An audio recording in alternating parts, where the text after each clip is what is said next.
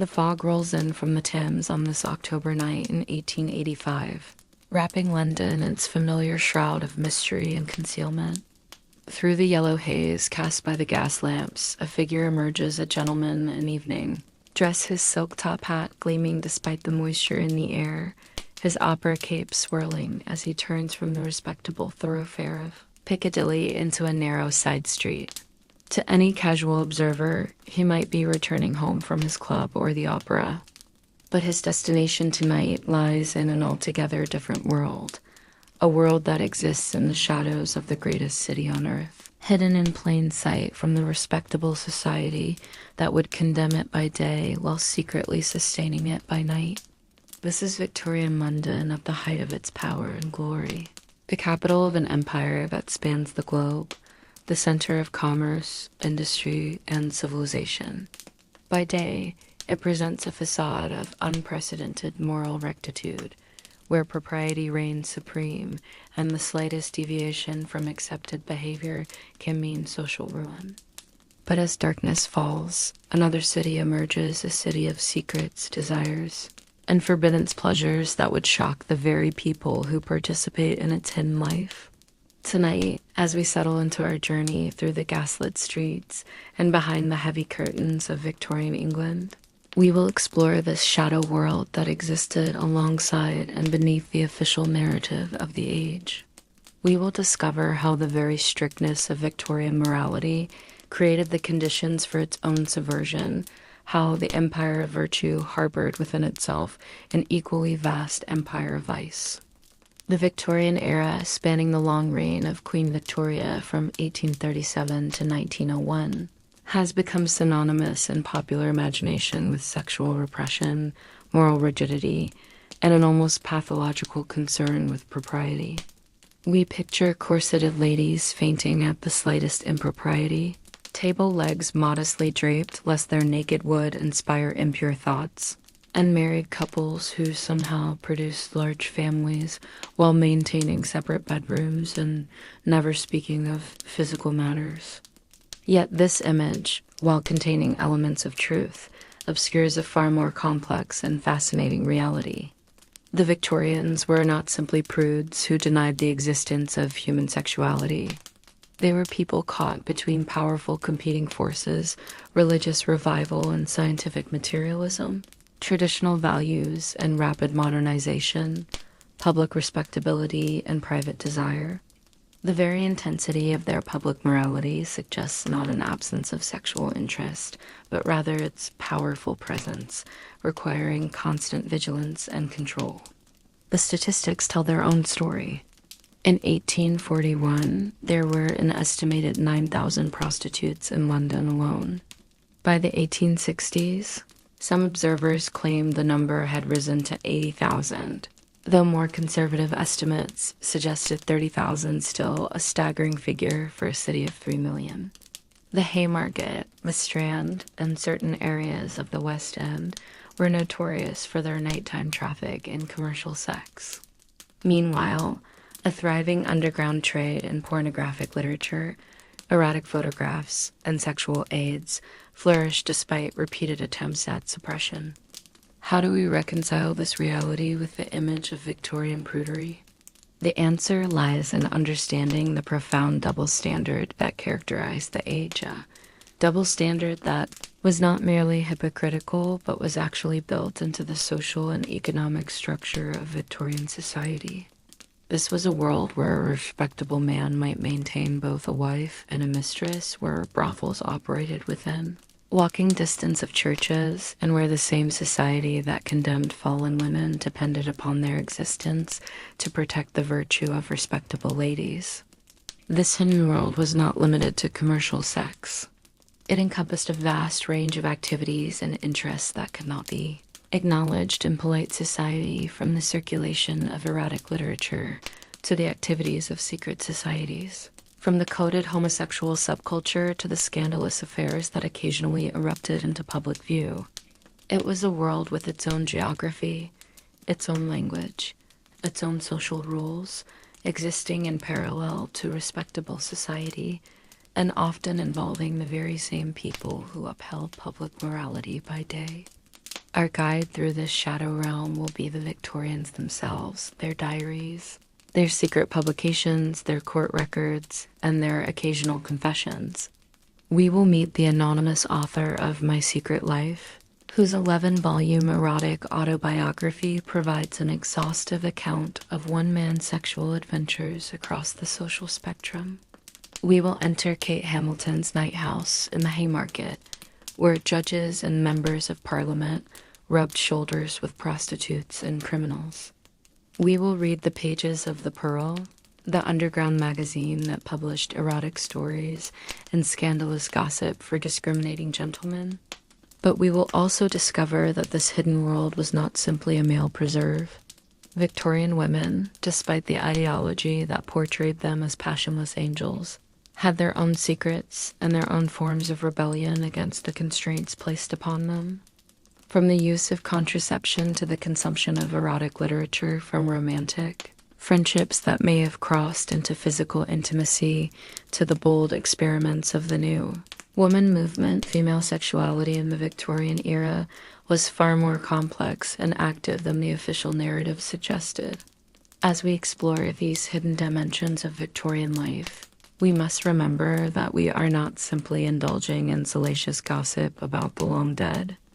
The tension between public morality and private behavior that characterized the Victorian era continues to shape our own attitudes toward sexuality, privacy, and social respectability. The Victorians invented many of the concepts and anxieties that still influence how we think about sex, gender, and desire. Their struggles to reconcile human nature with social order, individual freedom with collective morality, remain relevant to our own times. Moreover, the Victorian hidden world reveals important truths about how power operates in society. The ability to maintain a private life at odds with one as public persona was largely a privilege of class and gender. While wealthy men could discreetly visit brothels or maintain mistresses, working-class women who engaged in the same behaviors faced poverty, disease, and social ostracism. The hidden world was structured by the same inequalities that characterized respectable society, often in even more extreme forms. So let us pull back the heavy velvet curtains that the Victorians used to shield their private lives from public view. Let us follow that gentleman in the opera cape as he disappears into the foggy night, bound for destinations that would never appear in his official biography. Let us listen to the rustle of silk and the whisper of secrets in the corners of ballrooms and the private boxes of theaters. Let us read between the lines of carefully worded diaries and decode the advertisements that offered French goods and rubber articles to those who knew what to look for. The London night is full of possibilities, each gas lamp illuminating a small circle of activity while casting deeper shadows beyond. In those shadows thrived a world that was the mirror image of respectable Victorian society. Everything that was forbidden by day flourished by night. Everything that was denied in public was indulged in private. It was a world of extraordinary contrasts and contradictions, where the same people who proclaimed the highest moral standards also created one of the most extensive and sophisticated underground cultures of sexual commerce and experimentation in history. As we begin our journey into this twilight realm, we must prepare ourselves for surprises. The Victorians were not the simple caricatures that popular culture has made them out to be. They were complex, passionate, curious people navigating a rapidly changing world with tools inherited from a very different past. Their successes and failures in managing the eternal human tensions between desire and duty, individual fulfillment and social order, continue to resonate today. In the pages that follow, we will walk the same streets they walked, enter the same establishments they frequented, and read the same forbidden books they passed from hand to hand.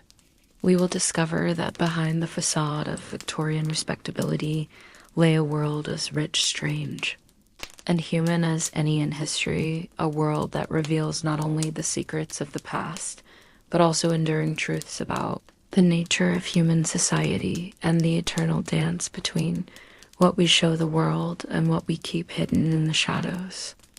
Chapter 1. The Architecture of Hypocrisy, Victorian Moral Standards. To understand the hidden world of Victorian sexuality, we must first understand the official ideology that it existed to subvert. Victorian morality was not simply a collection of prudish attitudes, but a comprehensive worldview that sought to organize society according to specific principles of order, hierarchy, and control. This moral architecture was as carefully constructed as the Gothic revival buildings that sprouted across Britain during the period. And like those buildings, it combined genuine grandeur with dark, hidden spaces. The foundation of Victorian morality was the evangelical revival that had swept through Britain in the late 18th and early 19th centuries. This religious awakening, which affected both the established Church of England and the various nonconformist denominations, placed unprecedented emphasis on personal moral conduct as the key to both individual salvation and social progress. The evangelicals believed that Britain's success as a nation was directly linked to its moral superiority, and that maintaining this superiority required constant vigilance against the forces of corruption and decay. Queen Victoria herself, who ascended to the throne in 1837 at the age of 18, became the living embodiment of these moral values. Her marriage to Prince Albert in 1840 was portrayed as a model of domestic harmony and sexual propriety, setting a standard that her subjects were expected to emulate. The royal couple's 9 children were seen as evidence of God's blessing on their virtuous union, though the physical realities of their marital life were never, of course, discussed in public. The cult of domesticity that grew up around Victoria and Albert as example placed the home at the center of moral life. The ideal Victorian home was imagined as a sanctuary from the corrupting influences of the public world, presided over by an angel in the house, a term popularized by Coventry Patmore's poem of the same name. This angelic wife and mother was expected to be pure, submissive, and entirely focused on the moral and physical well-being of her family. The ideology of separate spheres dictated that men and women inhabited fundamentally different moral universes. Men, who had to venture into the competitive and morally ambiguous public world of business and politics, were understood to be subject to temptations and pressures that might compromise their virtue. Women, confined to the private sphere of home and family, were responsible for maintaining the moral standards that would provide a safe haven for their battle-weary husbands and raise the next generation in righteousness. This gender ideology had profound implications for how Victorians understood sexuality. Women were increasingly portrayed as naturally pure and passionless, interested in sex only as a means of pleasing their husbands and producing children. Medical authorities like Dr. William Acton famously declared that the majority of women are not very much troubled with sexual feeling of any kind. This supposed lack of female sexual desire was seen not as a limitation, but as evidence of women's moral superiority. Men, by contrast, were understood to possess powerful sexual urges that required careful management. The ideal was complete chastity before marriage and exclusive devotion to one's wife thereafter. But this ideal was tempered by a realistic assessment of male nature. Young men were warned of the terrible physical and mental consequences of masturbation, self-abuse, in contemporary parlance, which was blamed for everything from acne to insanity. Yet the existence of prostitution was tolerated as a necessary evil that protected respectable women from male lust. Class played a crucial role in this moral system. Middle-class respectability became the standard against which all behavior was measured, but different rules applied to different social strata. The aristocracy had always maintained a more relaxed attitude toward sexual behavior, viewing middle-class morality as rather vulgar in its intensity. As long as discretion was maintained and scandal avoided, the upper classes continued their traditional pursuits of pleasure with relatively little interference. The working classes, meanwhile, were seen as both naturally more sensual and in need of moral improvement. Middle-class reformers worried constantly about the corrupting effects of working-class living conditions, where entire families often shared single rooms and where children were exposed to adult sexuality from an early age. Efforts to impose middle-class moral standards on the working classes were a constant feature of Victorian social reform, though they met with limited success. The religious framework that supported Victorian morality was not monolithic. While evangelical Protestantism provided the dominant narrative, other religious traditions offered different perspectives. The Oxford movement within the Church of England, with its emphasis on ritual and beauty, was viewed with suspicion by more austere Protestants who saw sensuality, even in religious contexts, as dangerous. Roman Catholicism, with its celibate clergy and Marian devotion, offered an alternative model of sexuality that many Protestants found both fascinating and threatening. Perhaps most importantly, the very intensity of Victorian moral discourse reveals its function as a system of social control. In an era of rapid industrialization, urbanization, and social change, traditional sources of authority were under threat. The emphasis on sexual morality provided a way to maintain social hierarchies and gender, roles that might otherwise have been challenged by the forces of modernity. By making respectability dependent on adherence to strict sexual codes, the Victorian middle class created a powerful tool for defining who belonged and who was excluded from positions of social and political power. The psychology of repression that this system created had profound and often unintended consequences. The constant emphasis on the dangers of sexuality made sex an object of obsessive fascination, even as it was officially denied.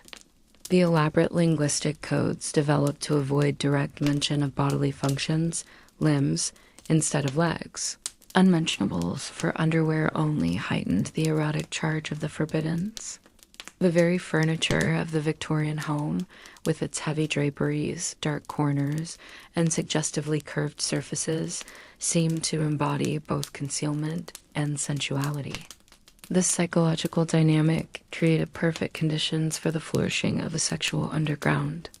The more strictly official morality insisted on purity and restraint, the more attractive and necessary became those spaces where different rules applied. The gentleman who maintained perfect propriety in his public life felt entitled to seek release in private. The lady who embodied angelic virtue by day might harbor secret desires that found expression in coded ways. The hypocrisy inherent in this system was not simply a matter of individual moral failure, but was built into the structure of Victorian society itself. The same economic system that celebrated the domestic angel also created the conditions that drove thousands of women into prostitution. The same moral code that demanded female purity also insisted that men had needs that pure women could not satisfy. The same social order that proclaimed the sanctity of marriage also made divorce virtually impossible, trapping people in unhappy unions that bred resentment and encouraged adultery. Understanding this architecture of hypocrisy is essential to understanding the hidden world that existed within and alongside it. Every brothel, every pornographic novel, every secret affair was both a violation of official morality and a product of the system that morality created. The Victorians did not transcend human nature through their moral strictures. They simply drove it underground, where it flourished in forms that were often more extreme than what might have existed in a more open society. As we prepare to enter that underground world, we must remember that the people we will meet there were products of the same moral system they were violating. The guilt, excitement, and elaborate rituals that characterized Victorian sexuality were shaped by the very ideology that condemned them.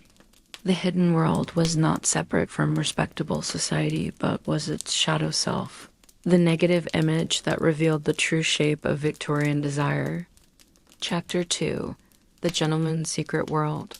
Clubs, Brothels, and bachelor life as the grandfather clock in the hall struck 10. Charles Pemberton, let us call him that, though it was not the name by which he was known in certain establishments, adjusted his cravat one final time and prepared for his evening as journey. To his wife, he was attending a meeting at his club to discuss railway investments. This was not entirely a lie. He would indeed stop at the Athenaeum first, establishing his alibi with a brandy and a few words with fellow members.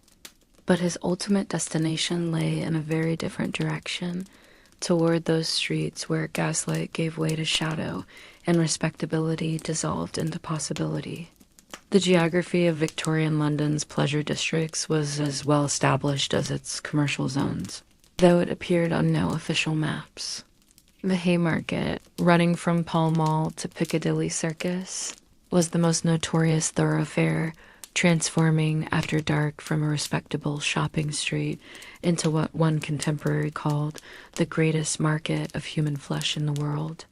Here, beginning around midnight, hundreds of prostitutes would promenade in their finest clothes, creating a parade of available femininity that shocked foreign visitors and thrilled local participants. The transformation was dramatic and ritualized. As respectable shops closed their doors and theater audiences dispersed, a different population emerged from lodging houses and side streets.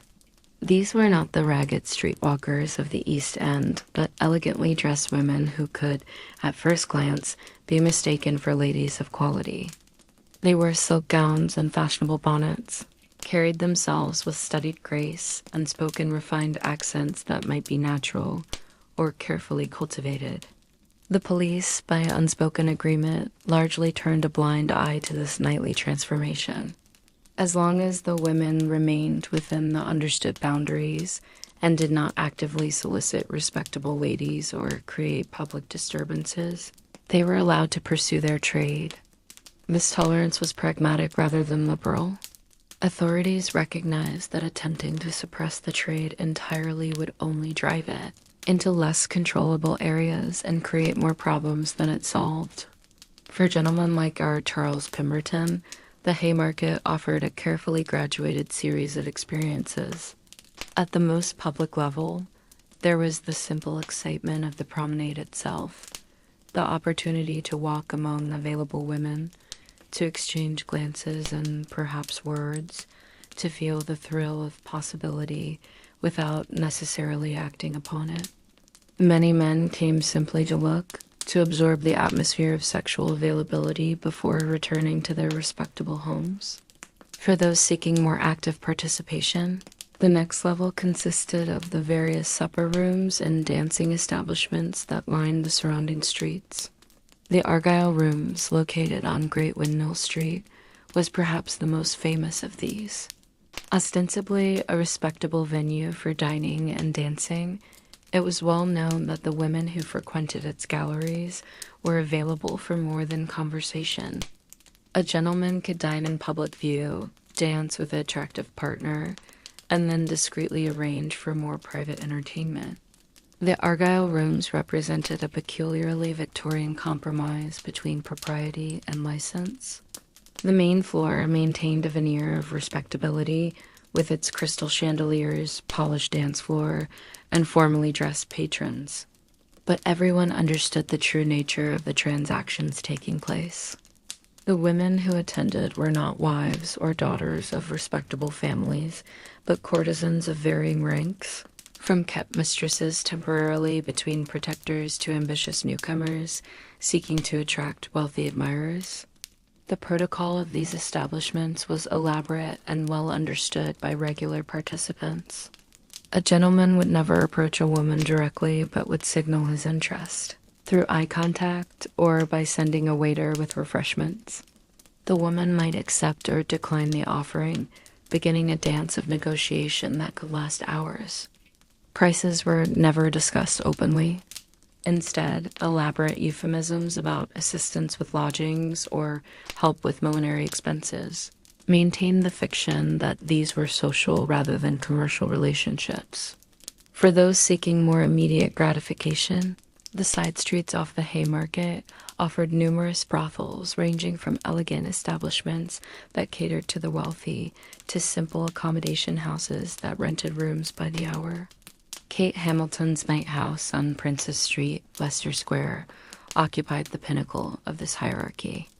Kate herself was a legendary figure, an enormous woman who presided over her establishment from a throne-like chair, greeting regular clients by name and maintaining order through force of personality. Kate Hamilton's was more than a brothel. It was a social institution where judges, members of parliament, military officers, and wealthy merchants could gather in an atmosphere of luxurious discretion. The main salon was furnished like a wealthy home, with Persian carpets, velvet sofas, and walls lined with mirrors and suggestive paintings. Champagne flowed freely at enormous markup, and a pianist played popular tunes while guests mingled with the resident ladies. The women who worked at Kate Hamilton were carefully selected and well treated by the standards of the time. They lived in comfortable rooms within the establishment, wore expensive clothes provided by the management, and were protected from violent or unreasonable clients. In return, Kate expected them to maintain high standards of appearance and behavior, to converse intelligently with clients, and to create an atmosphere of refined sensuality rather than crude commerce. The financial arrangements at such establishments were complex and designed to extract maximum profit while maintaining appropriate fictions. A gentleman might spend £20 in an evening, equivalent to several £1,000s today, on champagne, supper, and presents for his chosen companion. The actual sexual encounter, when it occurred, was just one element in an elaborate performance of luxury and desire. Beyond these commercial establishments lay the world of the kept mistress, which represented the highest aspiration for many women in the trade. To be under protection meant having a single wealthy patron who provided an apartment, servants, clothes, and a regular allowance in exchange for exclusive access.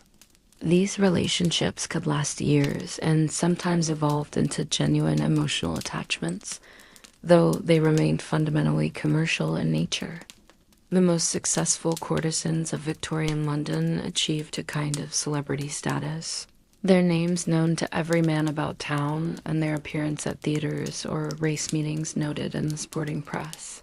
Catherine Walters, known as Skittles, was perhaps the most famous, riding in Hyde Park in perfectly tailored habits and maintaining a salon where politicians and artists gathered. The fact that everyone knew how she financed her lifestyle only added to her allure. For younger gentlemen, particularly those of the upper classes, participation in this demi-monde was considered almost a necessary part of education. University students would venture down from Oxford or Cambridge for weekend expeditions to the Haymarket, while young officers celebrated their commissions with nights at the Argyle Rooms. Fathers who publicly preached morality to their sons privately accepted that young men needed to sow their wild oats before settling into respectable marriage. The Bachelor chambers of London provided another venue for sexual adventure. Young professional men who could afford to maintain their own establishments often used them for entertaining women who could not be received in respectable homes. These arrangements ranged from occasional visits by prostitutes to longer-term relationships with mistresses, who might spend several nights a week in residence. The geography of these bachelor quarters was itself revealing. Areas like the Albany, with its discreet entrances and lack of curious neighbors, commanded premium rents partly because they offered privacy for irregular arrangements. Landlords understood the needs of their tenants and often provided services, such as separate entrances and flexible visiting hours that facilitated discreet entertainment. The role of servants in maintaining these secret worlds deserves special mention. Valets, porters, and housekeepers were essential accomplices, required to maintain absolute discretion about their master's activities. A good manservant knew how to arrange assignations, pay off unwelcome visitors, and manage the logistics of a double life. Their silence was purchased through good wages and the understanding that their own employment depended on their discretion. The club life of Victorian London provided both an alternative and a complement to commercial sexuality. The great gentlemen's clubs of Pall Mall and St. James's were exclusively male preserves, where members could relax away from female company. Yet these same clubs facilitated the sexual underground through their networks of information and introduction. A young man newly arrived in London could learn from older members which establishments to visit and which to avoid, which women were reliable and which were dangerous. Some clubs had more direct connections to the sexual underground.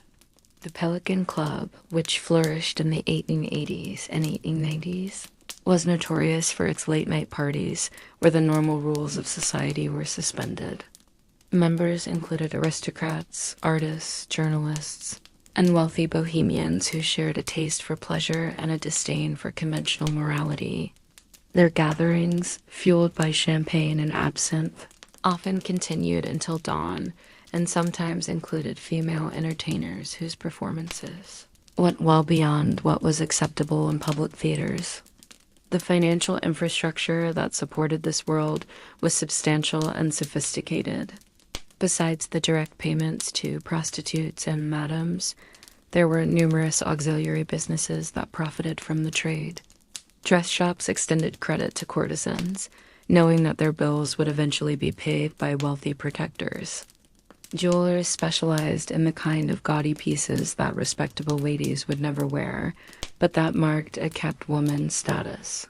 Cab drivers knew which addresses to approach with discretion and which hotels asked no questions about late-night visitors. The medical dimension of this secret world was handled by discreet doctors who specialized in treating venereal diseases without asking embarrassing questions or delivering moral lectures. These practitioners, operating from consulting rooms in neighborhoods convenient to the pleasure districts, provided an essential service to men who could not seek treatment from their family physicians without revealing their activities. They also performed abortions and treated the various ailments that prostitutes were prone to, though their services in this regard were often crude and dangerous. Photography, still a relatively new technology in the Victorian era, added another dimension to the gentleman's secret world. By the 1860s, pornographic photographs were widely available in London, sold semi-openly in certain shops and more discreetly through mail order. These images, ranging from artistic nudes to explicit sexual scenes, commanded high prices and were collected by gentlemen who kept them locked away in private studies. The international dimension of Victorian London's sexual underground reflected the city's status as a global capital. Foreign visitors, particularly wealthy Americans and Europeans, were important customers who often sought experiences unavailable in their more provincial home cities. Guidebooks to London's nightlife, written in various languages and sold discreetly at hotels, directed visitors to appropriate establishments while warning them of potential dangers. As our Charles Pemberton makes his way through this carefully mapped terrain of desire, we can see how the gentleman's secret world operated according to its own logic and rules. It was a world that existed in parallel to respectable society, touching it at numerous points but maintaining its own separate reality. Every man who participated in it learned to navigate between these two worlds, developing the skills of compartmentalization and selective memory that allowed them to be both respectable paterfamilias and secret libertine.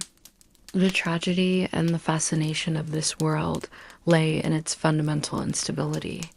Built on hypocrisy and sustained by inequality, it could offer moments of pleasure and escape, but never genuine satisfaction or authentic relationship. The men who frequented it were always at risk of exposure, disease, or financial ruin, while the women who worked in it faced even greater dangers with fewer protections. Yet it continued to flourish throughout the Victorian era, a shadow world that revealed the limitations and contradictions of the official morality it existed to subvert. Chapter 3. The Fallen Women, Prostitution in Victorian Society, in a narrow room above a milliner's shop in Pimlico. Sarah Jenkins, she had abandoned her real name years ago, prepared for another night's work. The ritual was always the same, the careful application of powder and rouge to hide. The exhaustion that seemed to have settled permanently into her.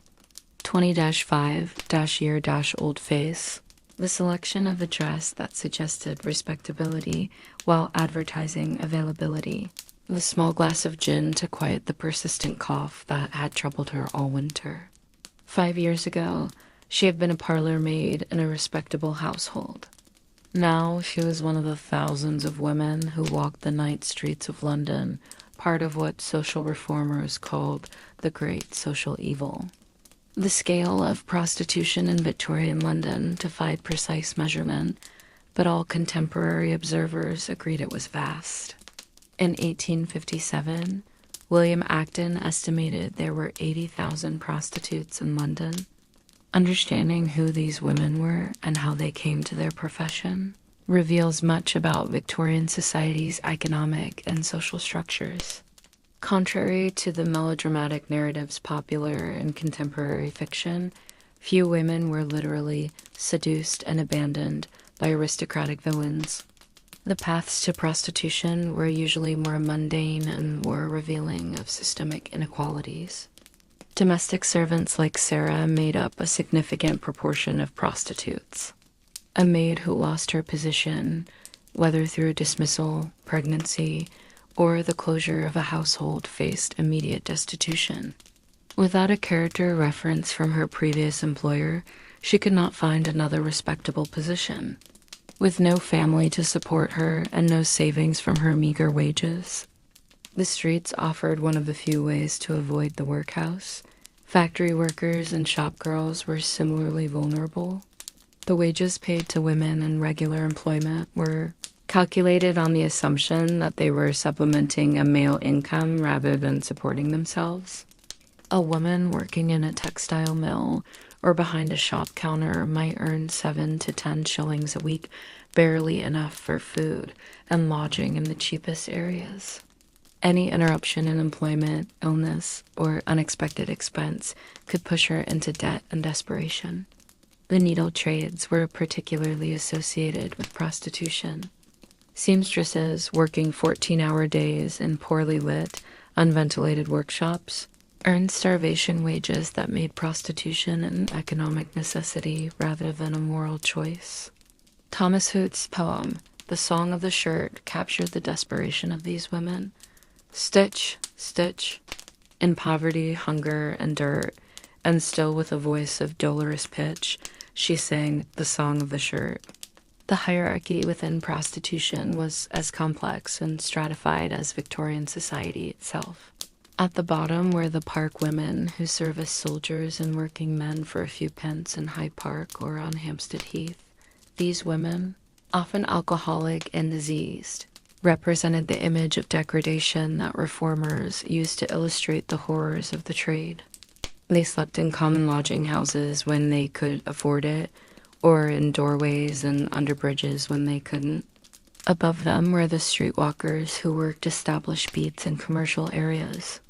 These women might rent rooms in houses that specialized in short-term lets, allowing them to take clients somewhere relatively safe and private. They developed regular customers and learned to navigate the complex relationship with police, who might arrest them for soliciting or leave them alone depending on numerous factors including bribes, quotas, and individual officers' attitudes. The next level consisted of women who worked in established brothels. These ranged from rough houses near the docks that serviced sailors to elaborate establishments in the West End. Women in better brothels lived on the premises, receiving room, board, and clothing in exchange for giving the madam a large percentage of their earnings. While this arrangement was exploitative, it offered protection from violent clients and some security in illness or slow periods. At the apex of the profession were the courtesans women who had transcended mere prostitution to become kept mistresses or high-class entertainers. These women might maintain their own establishments, employ servants, and move in elevated social circles. They represented perhaps 1% of all prostitutes, but captured a disproportionate amount of public attention through their visibility at theaters, race meetings, and fashionable resorts. The daily reality for most prostitutes was far removed from the glamorous image of the courtesan. Sarah Jenkins' typical day began in the afternoon. When she would rise from the bed, she shared with another woman in similar circumstances. After a meal of bread and tea meat was a luxury reserved for good weeks, she would begin the process of transformation that turned a tired, ordinary woman into an object of desire. The clothes were crucial. A prostitute needed to signal her availability while maintaining enough respectability to avoid immediate arrest. The solution was often a careful imitation of respectable fashion, with small signals, a brighter color, a lower neckline, a more elaborate hat that marked her as approachable. These clothes represented a significant investment, often purchased on credit from shops that specialized in the trade. The working night began with what prostitutes called the monkey parade, the ritualized promenade, along established routes where women displayed themselves to potential clients. For Sarah, this meant walking a circuit from Victoria Station along Vauxhall Bridge Road, timing her movements to catch men leaving offices or riding on trains. The skill lay in making eye contact with likely prospects while avoiding respectable women who might complain to police. The negotiation with clients was a delicate dance of suggestion and economics. Direct discussion of prices or services could lead to arrest for solicitation, so elaborate codes developed. A woman might ask if a gentleman could assist with her rent or help her purchase new boots. Regular clients knew the going rates, from 2 shillings for a brief encounter in an alley to several pounds for a night in a comfortable room. The physical act itself was usually brief and mechanical. Most prostitutes developed emotional armor that allowed them to separate their working activities from any sense of personal intimacy. They had techniques for hurrying clients along, flattering their vanity while maintaining control of the encounter. The successful prostitute was part actress, part psychologist, part businesswoman. The health risks were enormous and largely unaddressed. Venereal diseases were endemic, with syphilis and gonorrhea affecting a large percentage of both prostitutes and their clients. The Contagious Diseases Acts of the 1860s attempted to control infection by requiring prostitutes in certain military towns to submit to regular medical examinations, but these inspections were brutal, humiliating, and often spread disease rather than preventing it. Pregnancy was another constant risk. Contraception, while available, was unreliable and expensive. Many prostitutes endured multiple pregnancies, with abortions performed by unqualified practitioners in unsanitary conditions. Those who carried children to term faced the challenge of supporting dependents while working in a profession that required them to appear young and childless. Baby farmers, women who took in unwanted children for a fee, often provided the only solution, though the care they provided was frequently negligent or worse. The relationship between prostitutes and the police was complex and often corrupt. While solicitation was illegal, enforcement was selective and arbitrary. Individual constables might develop arrangements with women on their beats, taking bribes or sexual favors in exchange for protection. Periodic crackdowns, often motivated by political pressure rather than genuine reform impulses, would result in mass arrests that did nothing to address the underlying causes of prostitution. The lock hospitals represented Victorian society's medical response to prostitution. These institutions, named after the locks, or rags, used to dress venereal sores, combined medical treatment with moral reformation. Women could be forcibly detained for months, subjected to painful treatments with mercury and other toxic substances, while being lectured on their moral failings. The hospital's records provide some of our most detailed information about individual prostitutes' lives, though filtered through the moralizing lens of their administrators. Rescue societies, often run by evangelical Christians, offered another form of intervention. Organizations like the Society for the Suppression of Vice and the Rescue Society attempted to save prostitutes through a combination of prayer, hard work, and moral instruction. Their homes for fallen women provided an alternative to the streets, but the regime was often so harsh, and the moralizing so intense that many women preferred the dangers of prostitution to the suffocating atmosphere of reform. The famous madams who ran high-class establishments occupied a unique position in this world. Women like Kate Hamilton, Mrs. Jeffries, and Sarah Rachel Leverson were successful businesswomen who had transcended their origins in prostitution to become wealthy and, in their own circles, respected. They provided a model of female entrepreneurship, albeit in a stigmatized profession. These madams understood their business as providing a luxury service to wealthy men. They invested in elegant furnishings, employed talented musicians and chefs, and carefully vetted both their employees and their clients. They maintained order through a combination of maternal care for their workers and ruthless business practices. Their establishments were complex social spaces where commercial sex was embedded in a broader experience of luxury and indulgence. The international character of Victorian prostitution reflected London's status as a global city. Women from across Europe worked in London's brothels and streets, with French and Belgian women particularly prized for their supposed sophistication. This international trade moved in both directions, with English women recruited for brothels in Paris, Brussels, and even Buenos Aires. The white slave trade panic of the 1880s, while exaggerating the extent of forced trafficking, did reflect real networks that moved women across borders for sexual commerce. The cultural representation of prostitutes in Victorian literature and art reveals the complex attitudes of the period. While fallen women were stock figures of melodrama, portrayed as victims to be pitied or villains to be punished, more nuanced representations also emerged. The pre-Raphaelite artists, particularly D.J. Gabriel Rossetti, painted prostitutes with a combination of sensuality and sympathy that challenged conventional moralizing. Writers like George Bernard Shaw in Mrs. Warren's Profession began to examine the economic forces that drove women into prostitution. The autobiography of a prostitute known only as Swindling Sal, serialized in the Phoenix newspaper in the 1870s, provides one of the few first-person accounts of the profession from a working woman's perspective.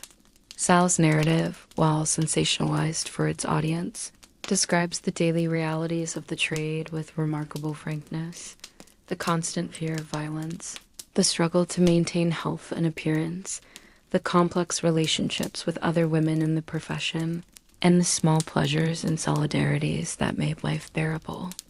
As Sarah Jenkins returns to her room as dawn breaks over London, counting her earnings and calculating whether she can afford the coal to warm her room for a few hours' sleep, we see the reality behind the Victorian mythology of the fallen woman. She is neither the tragic victim of seduction nor the depraved temptress of moral panic, but a working woman navigating an economic system that offers her few alternatives and no security. The prostitutes of Victorian London were entrepreneurs in the most fundamental sense, selling the only commodity they fully controlled in a marketplace that simultaneously demanded and condemned their services. Their lives illuminate the dark underside of Victorian prosperity, revealing how the same economic forces that created unprecedented wealth for some condemned others to choices between starvation and shame.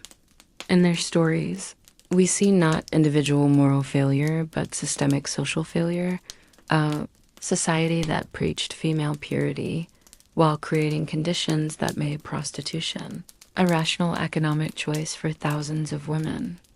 Chapter 4: The Secret Literature, Victorian Erotica and underground publishing, and a nondescript shop on Holywell Street. Just off the Strand, William Dugdale adjusted his spectacles and examined the latest shipment from his printer. The volumes were bound in plain brown paper, their titles discreet, but Dugdale knew that within days they would be circulating among some of the most respectable gentlemen in London. For nearly 40 years, he had been the capital's most notorious purveyor of what the authorities called obscene publications, and what his customers simply called curious books. Holywell Street, known as Booksellers' Row, was the center of London's trade in pornographic literature. This narrow, ancient thoroughfare, scheduled for demolition to make way for the Aldwych improvements, housed dozens of shops dealing in everything from radical political pamphlets to the most explicit sexual material available in Victorian Britain. Behind innocent-looking storefronts advertising rare books or foreign literature, a thriving trade in erotica flourished despite constant police attention. The scale and sophistication of Victorian pornographic publishing would surprise those who imagined the era as uniformly prudish. By the 1860s, London supported dozens of publishers, hundreds of authors and translators, and thousands of customers for erotic literature. The trade included everything from expensive, beautifully bound editions for wealthy collectors to cheap pamphlets for working-class readers. The variety of material available reveals a culture deeply fascinated by sexuality. Even as it publicly proclaimed its virtue, the most famous product of this underground publishing world was My Secret Life, an 11-volume autobiography of sexual adventure that remains one of the most extensive erotic works ever written. Published between 1888 and 1894 in a limited edition of 6 copies, though pirated versions soon appeared, it chronicles in exhaustive detail the sexual experiences of a wealthy Victorian gentleman from his childhood to old age. The anonymous author of My Secret Life, scholars still debate his identity-recorded encounters with hundreds of women from every social class and numerous nationalities.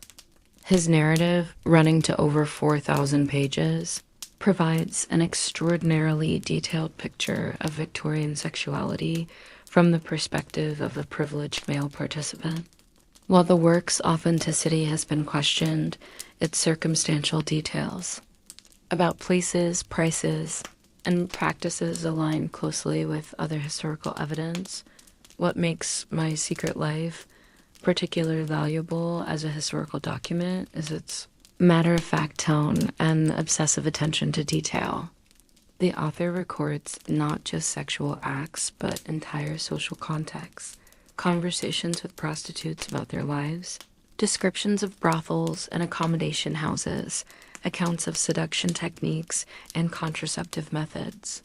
His casual assumption of male privilege and his treatment of women as objects for his pleasure reveal the attitudes that underpin the Victorian sexual economy. The Pearl, which began publication in July 1879, represented a different approach to erotic publishing.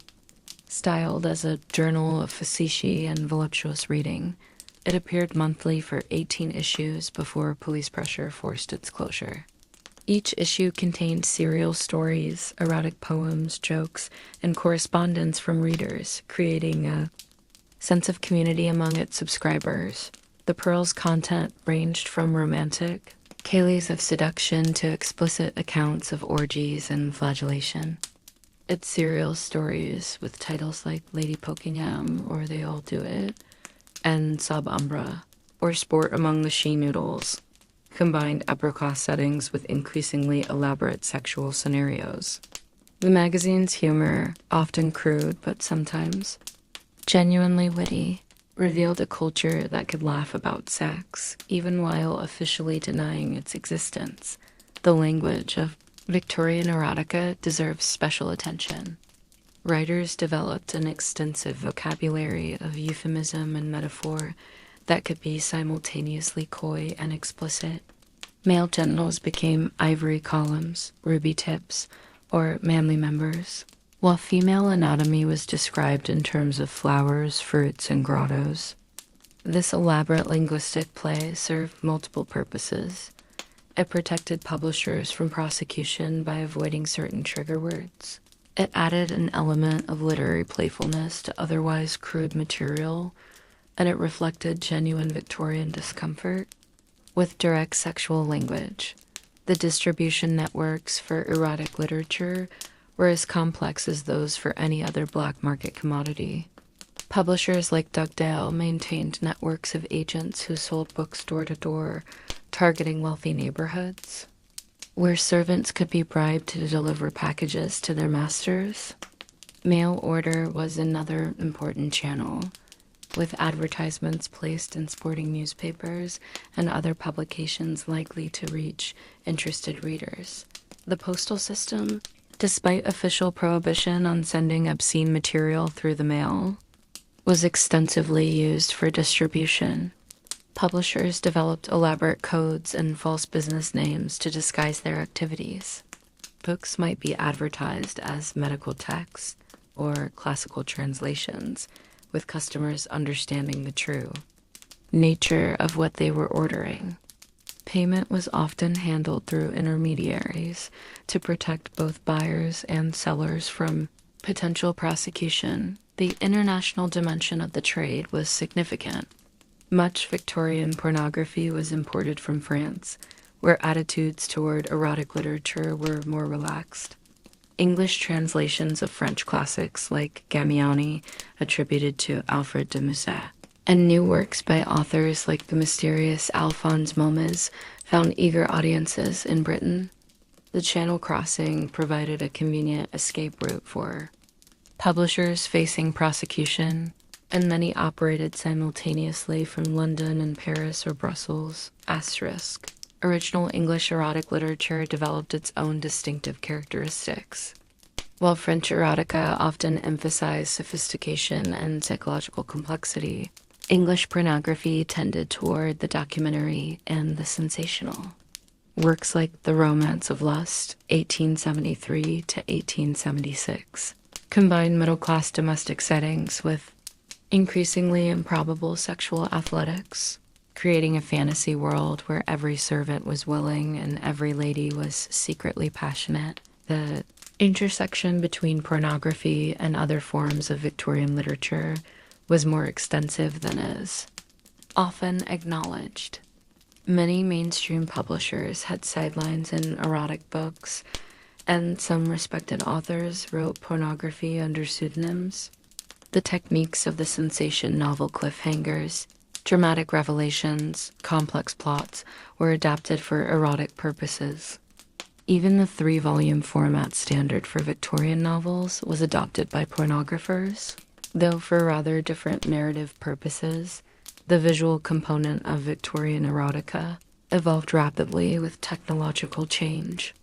Early in the period, erotic books might include hand-colored engravings or lithographs, expensive editions that significantly increased the price.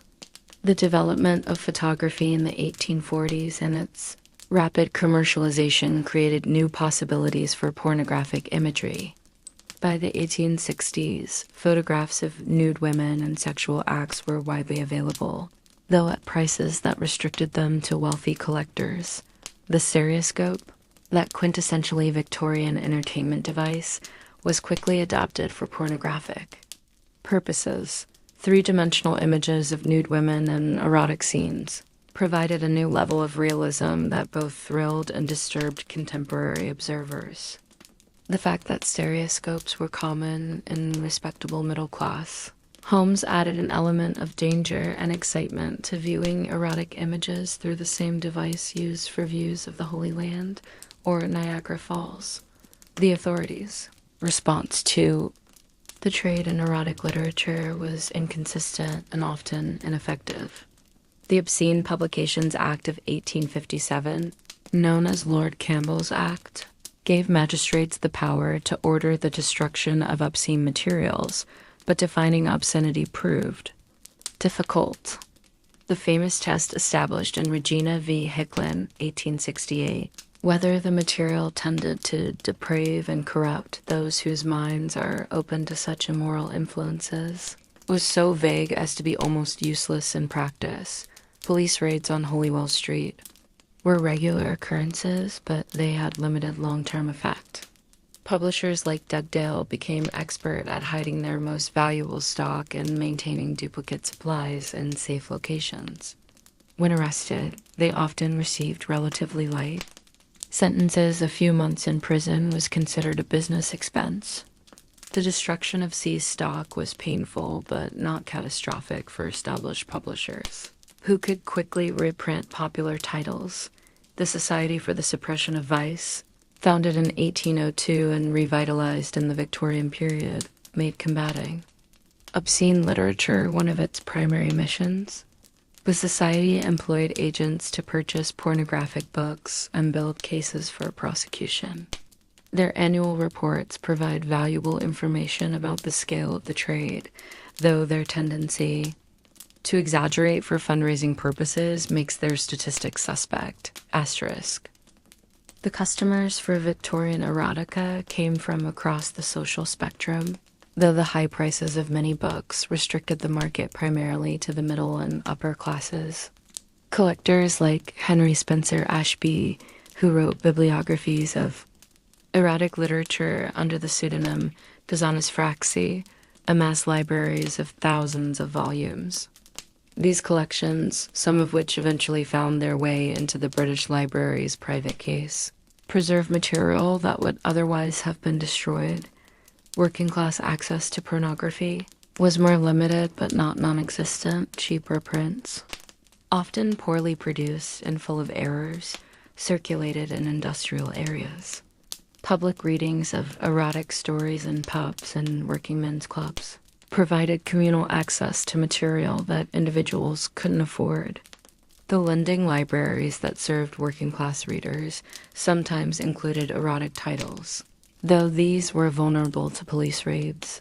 The medical profession's relationship with erotic literature was complex and often hypocritical. Medical textbooks dealing with sexual anatomy and function provided legitimate cover for what was essentially pornographic content. Works like The Elements of Social Science by George Drysdale combine genuine medical information with detailed descriptions of sexual practices that would have been considered obscene in any other context. The feminist response to Victorian pornography was divided. Some women's rights advocates saw the trade as another form of male exploitation, degrading to women and encouraging violence. Others argued that censorship laws were used to suppress information about contraception and women's health that was vital for female emancipation.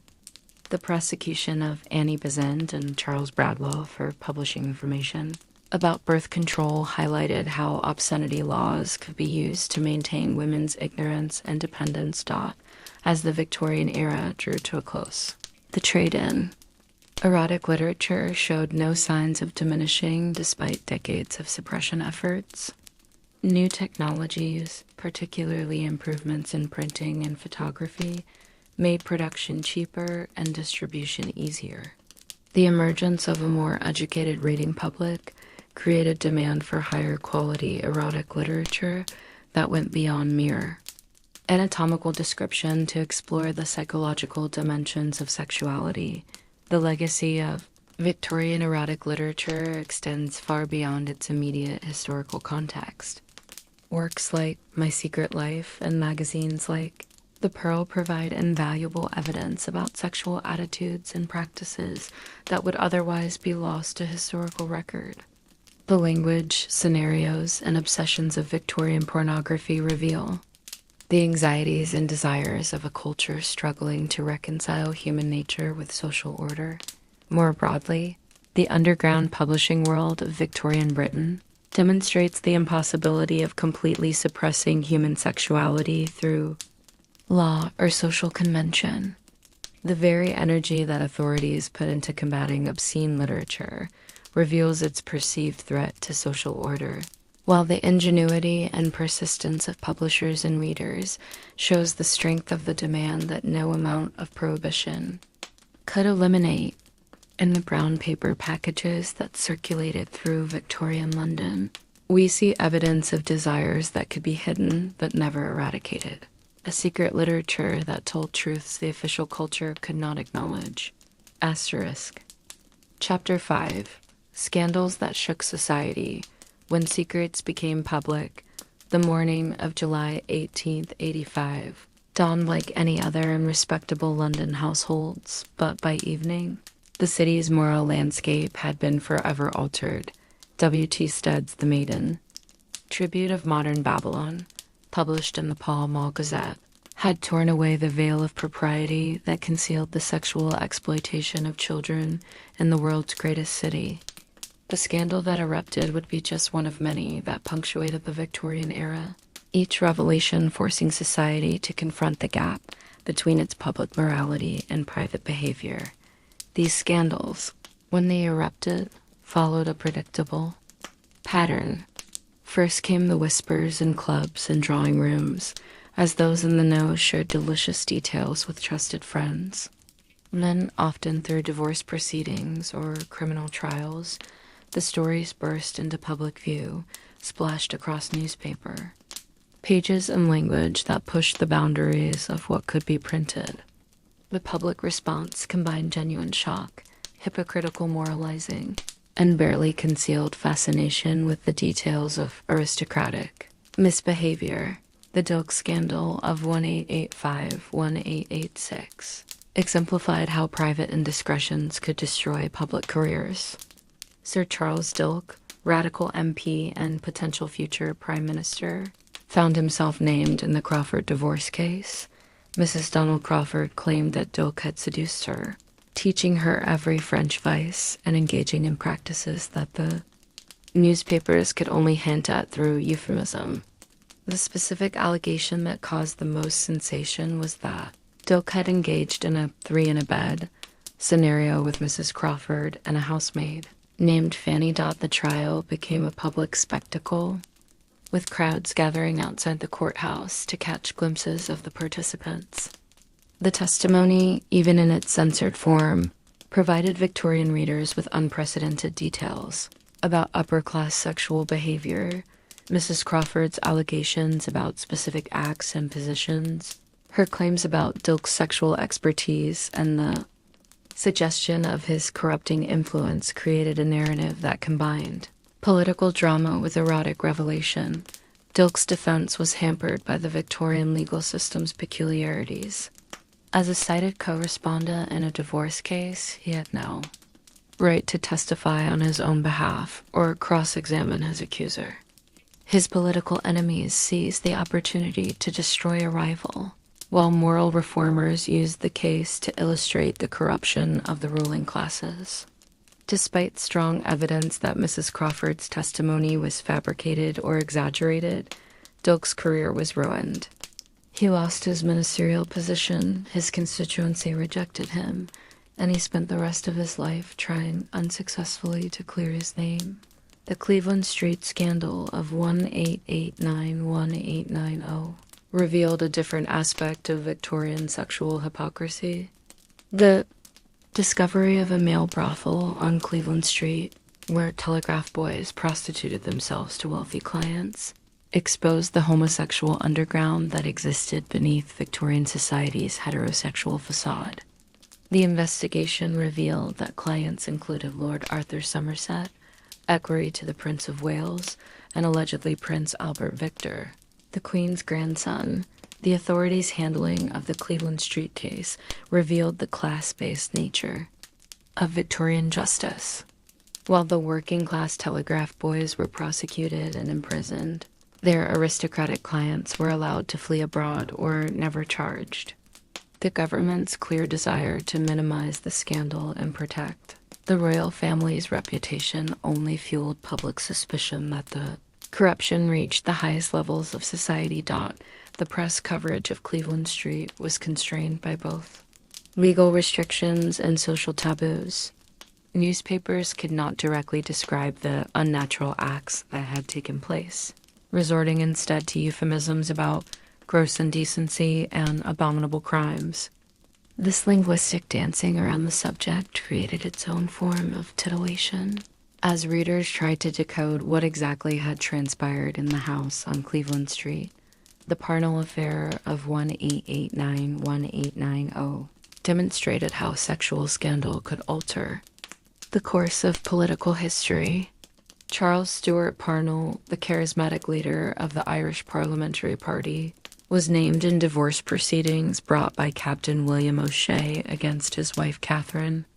The revelation that Parnell had been conducting a long-term affair with Mrs. O'Shea, complete with secret apartments and elaborate deceptions, destroyed his political career and split the Irish nationalist movement.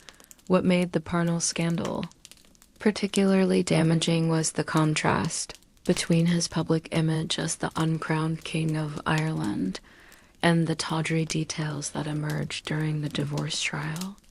Stories of Parnell escaping from bedrooms via fire escapes, of secret signals and false names, transformed him from a dignified statesman into a figure of music hall farce. The Irish Catholic Church's condemnation of his adultery cost him crucial support, while British politicians who had been forced to work with him seized the opportunity to marginalize a dangerous OPPONENT Stead's maiden tribute. Investigation took scandal journalism to new levels of sensation and social impact. Stead, editor of the Pall Mall Gazette, set out to prove that young girls could be purchased for prostitution in London. Working with Bramwell Booth of the Salvation Army and former brothel keeper Rebecca Jarrett, he arranged to purchase 13-year-old girl named Eliza Armstrong for £5. The resulting articles, published over several days in July 1885, described in unprecedented detail the mechanics of child prostitution. Stead wrote of certified virgins being sold to wealthy men, of children drugged and violated, of an entire industry dedicated to procuring fresh victims for jaded appetites. His purple prose, combining moral outrage with salacious detail, created a sensation. Crowds gathered outside the Gazette offices, copies sold for many times their cover price, and rival newspapers condemned Stead even as they reported his revelations. The public response to the maiden tribute was extraordinary. Rallies in Hyde Park drew hundreds of thousands of protesters demanding action against child prostitution. The scandal directly led to the passage of the Criminal Law Amendment Act of 1885, which raised the age of consent from 13 to 16 and gave police new powers to combat prostitution. However, Stead himself was prosecuted for his role in purchasing Eliza Armstrong and served 3 months in prison, becoming a martyr for the cause of social purity. The Lady Colin Campbell divorce case of 1886 pushed the boundaries of what could be reported about aristocratic sexual behavior. Lady Colin, seeking divorce from her husband, alleged that he had infected her with a venereal disease contracted from prostitutes. Lord Colin counterclaimed that his wife had committed adultery with 4 different men, including the Duke of Marlborough and the chief of the London Fire Brigade. The trial became a sensation not just for its sexual content, but for Lady Colin's defiance of Victorian gender norms. She testified on her own behalf, discussing intimate medical details with a frankness that shocked observers. The revelation that she had been examined for venereal disease, the discussions of her husband's visits to prostitutes, and the allegations of her own multiple affairs created a narrative that seemed to confirm every fear about the corruption of the upper classes. The Tranby Croft affair of 1890 to 1891 demonstrated how even relatively minor improprieties could explode into major scandals when they involved the royal family. The case centered on allegations of cheating at baccarat during a house party attended by the Prince of Wales, later Edward VII. When Sir William Gordon Cumming was accused of cheating and subsequently sued for libel, the trial exposed the prince's gambling habits and the louche atmosphere of aristocratic house parties. What made Tranby Croft particularly scandalous was the Prince of Wales being called as a witness, the first time an heir to the throne had appeared in court since the medieval period. His testimony about late-night gambling sessions, the consumption of vast amounts of champagne, and the general atmosphere of dissipation at aristocratic gatherings provided the public with an unprecedented glimpse into royal private life. The Oscar Wilde trials of 1895 represented the culmination of Victorian sexual scandal. Wilde's libel case against the Marquis of Queensberry, who had accused him of posing as a sodomite, quickly transformed into a trial of Wilde himself. The revelation of his relationships with young men, the evidence of gifts and payments, and the quotation of his letters and poems created a public spectacle that combined literary celebrity with sexual deviation. The transcripts of the Wilde trials, even in their censored form, provided Victorian readers with their most detailed exposure to homosexual culture. References to feasting with panthers, to young men who sold their companionship, and to the artistic and literary circles where such relationships flourished, revealed an entire underground world that most respectable Victorians had never imagined. Each of these scandals served multiple social functions. They provided cautionary tales about the dangers of straying from conventional morality. They offered opportunities for public moralizing that reinforced social norms, even as the details titillated readers. They revealed the class-based nature of Victorian justice, where working-class participants in sexual scandals faced imprisonment, while their upper-class partners often escaped punishment. The press played a crucial role in transforming private scandals into public events. The expansion of literacy and the growth of cheap newspapers created a mass audience hungry for sensation. Editors like Stead understood that sexual scandal sold papers while allowing them to claim they were performing a public service by exposing corruption. The development of court reporting as a journalistic specialty meant that testimony from divorce cases and criminal trials could be presented to readers in dramatic, near-verbatim form. The language used to report these scandals deserves special attention. Victorian newspapers developed an elaborate code of euphemisms that allowed them to convey sexual information while maintaining a facade of propriety. Improper intimacy, criminal conversation, and unnatural practices became loaded terms that readers understood perfectly, while editors could claim they were protecting public morals. This linguistic game added an element of puzzle solving to scandal consumption, as readers decoded what exactly had transpired. The aftermath of major scandals often included attempts at reform that revealed the limits of Victorian social change. The Criminal Law Amendment Act, passed in response to the Maiden Tribute, included provisions criminalizing homosexual acts between men that would be used to prosecute Oscar Wilde and countless others. The Matrimonial Causes Act of 1857, which made divorce more accessible, also made marital scandals more public as court proceedings were reported in newspapers. The role of women in Victorian scandals was particularly complex. Female participants were typically portrayed either as innocent victims corrupted by male lust or as dangerous temptresses who led men astray. The possibility that women might have sexual agency or desire was rarely acknowledged except as evidence of pathology or corruption. Women who testified in scandal cases, like Lady Colin Campbell, faced social ostracism regardless of the trial's outcome. As the Victorian era progressed, the frequency and intensity of sexual scandals seemed to increase. This may have reflected actual changes in behavior as traditional moral codes weakened, or simply better reporting as newspapers became more aggressive and legal restrictions loosened.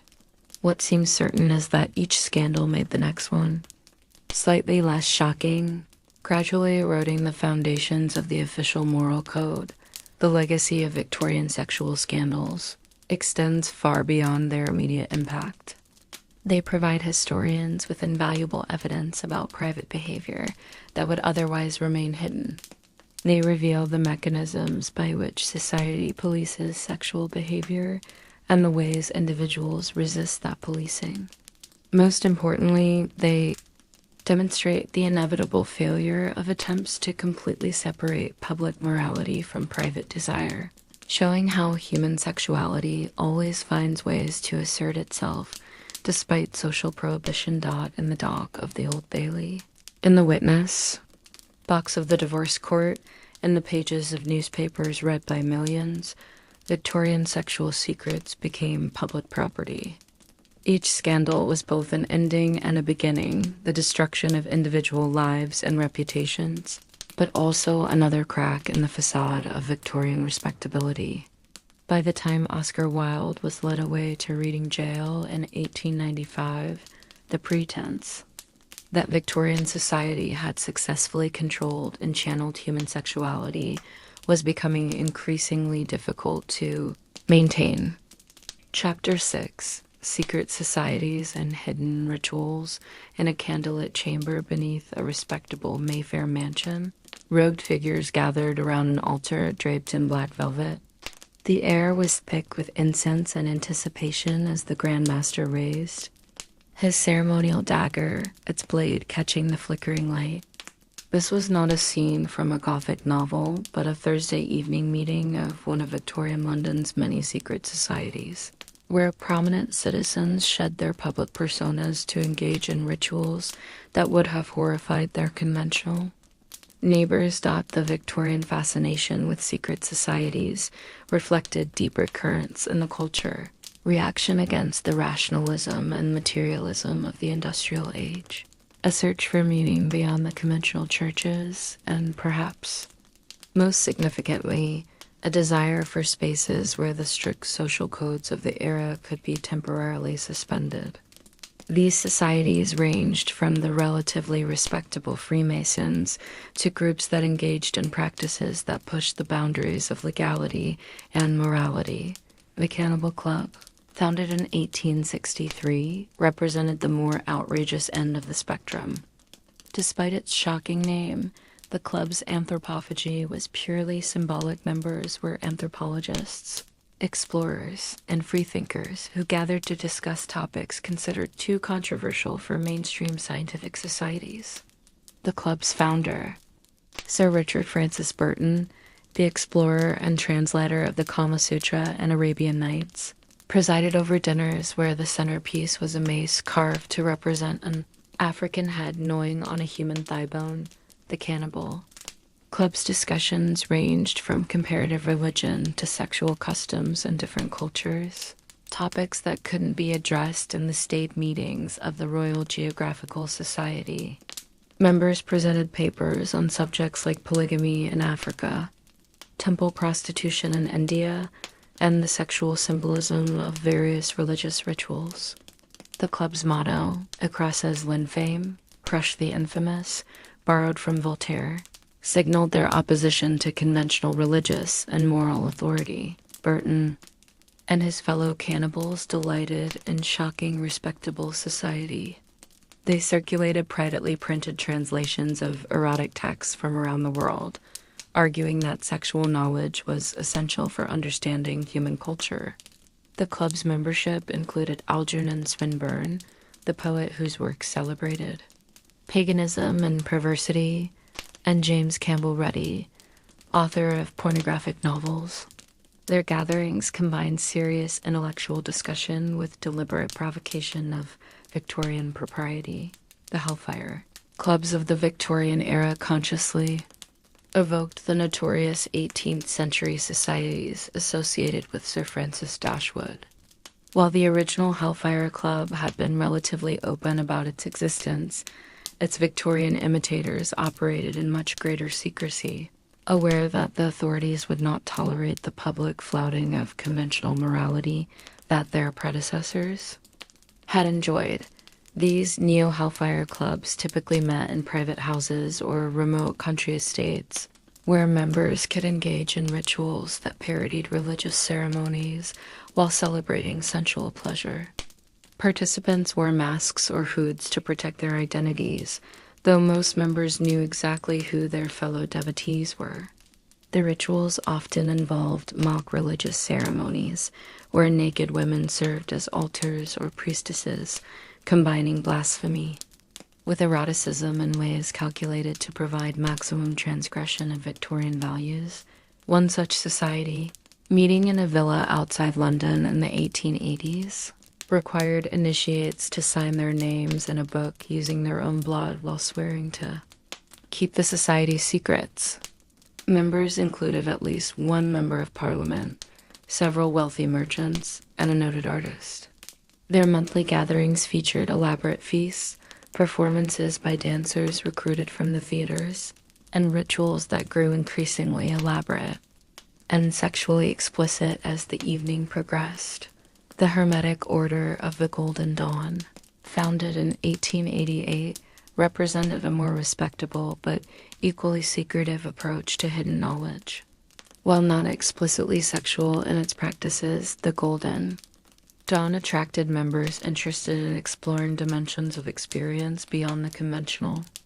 The order's elaborate system of grades, rituals, and magical practices provided an alternative to both mainstream religion and materialist science.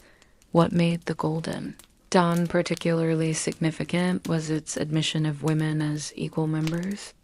Highly unusual for a Victorian secret society. Women like Florence Farrer, the actress and mistress of George Bernard Shaw and Moyna Mathers, artist and wife of the order's co-founder, participated fully in rituals that involved assuming god forms, traveling in the astral plane, and invoking spiritual forces. The psychological and sensual dimensions of these practices, while not explicitly sexual, provided experiences of intensity and intimacy that conventional Victorian society denied to women. Photography. Clubs occupied a gray area between legitimate artistic societies and covers for producing neurotic images. The technology of photography, still relatively new and expensive, attracted wealthy amateurs who formed clubs to share equipment and expertise. Some of these clubs, however, specialized in artistic photographs of nude models, creating images that pushed the boundaries of acceptable representation. The Estates Club, meeting in rooms off the Strand, maintained a facade of artistic purpose while producing increasingly explicit photographs. Members pooled resources to hire models, often recruiting among actresses and prostitutes, who were willing to pose for higher fees than they could earn in their regular professions.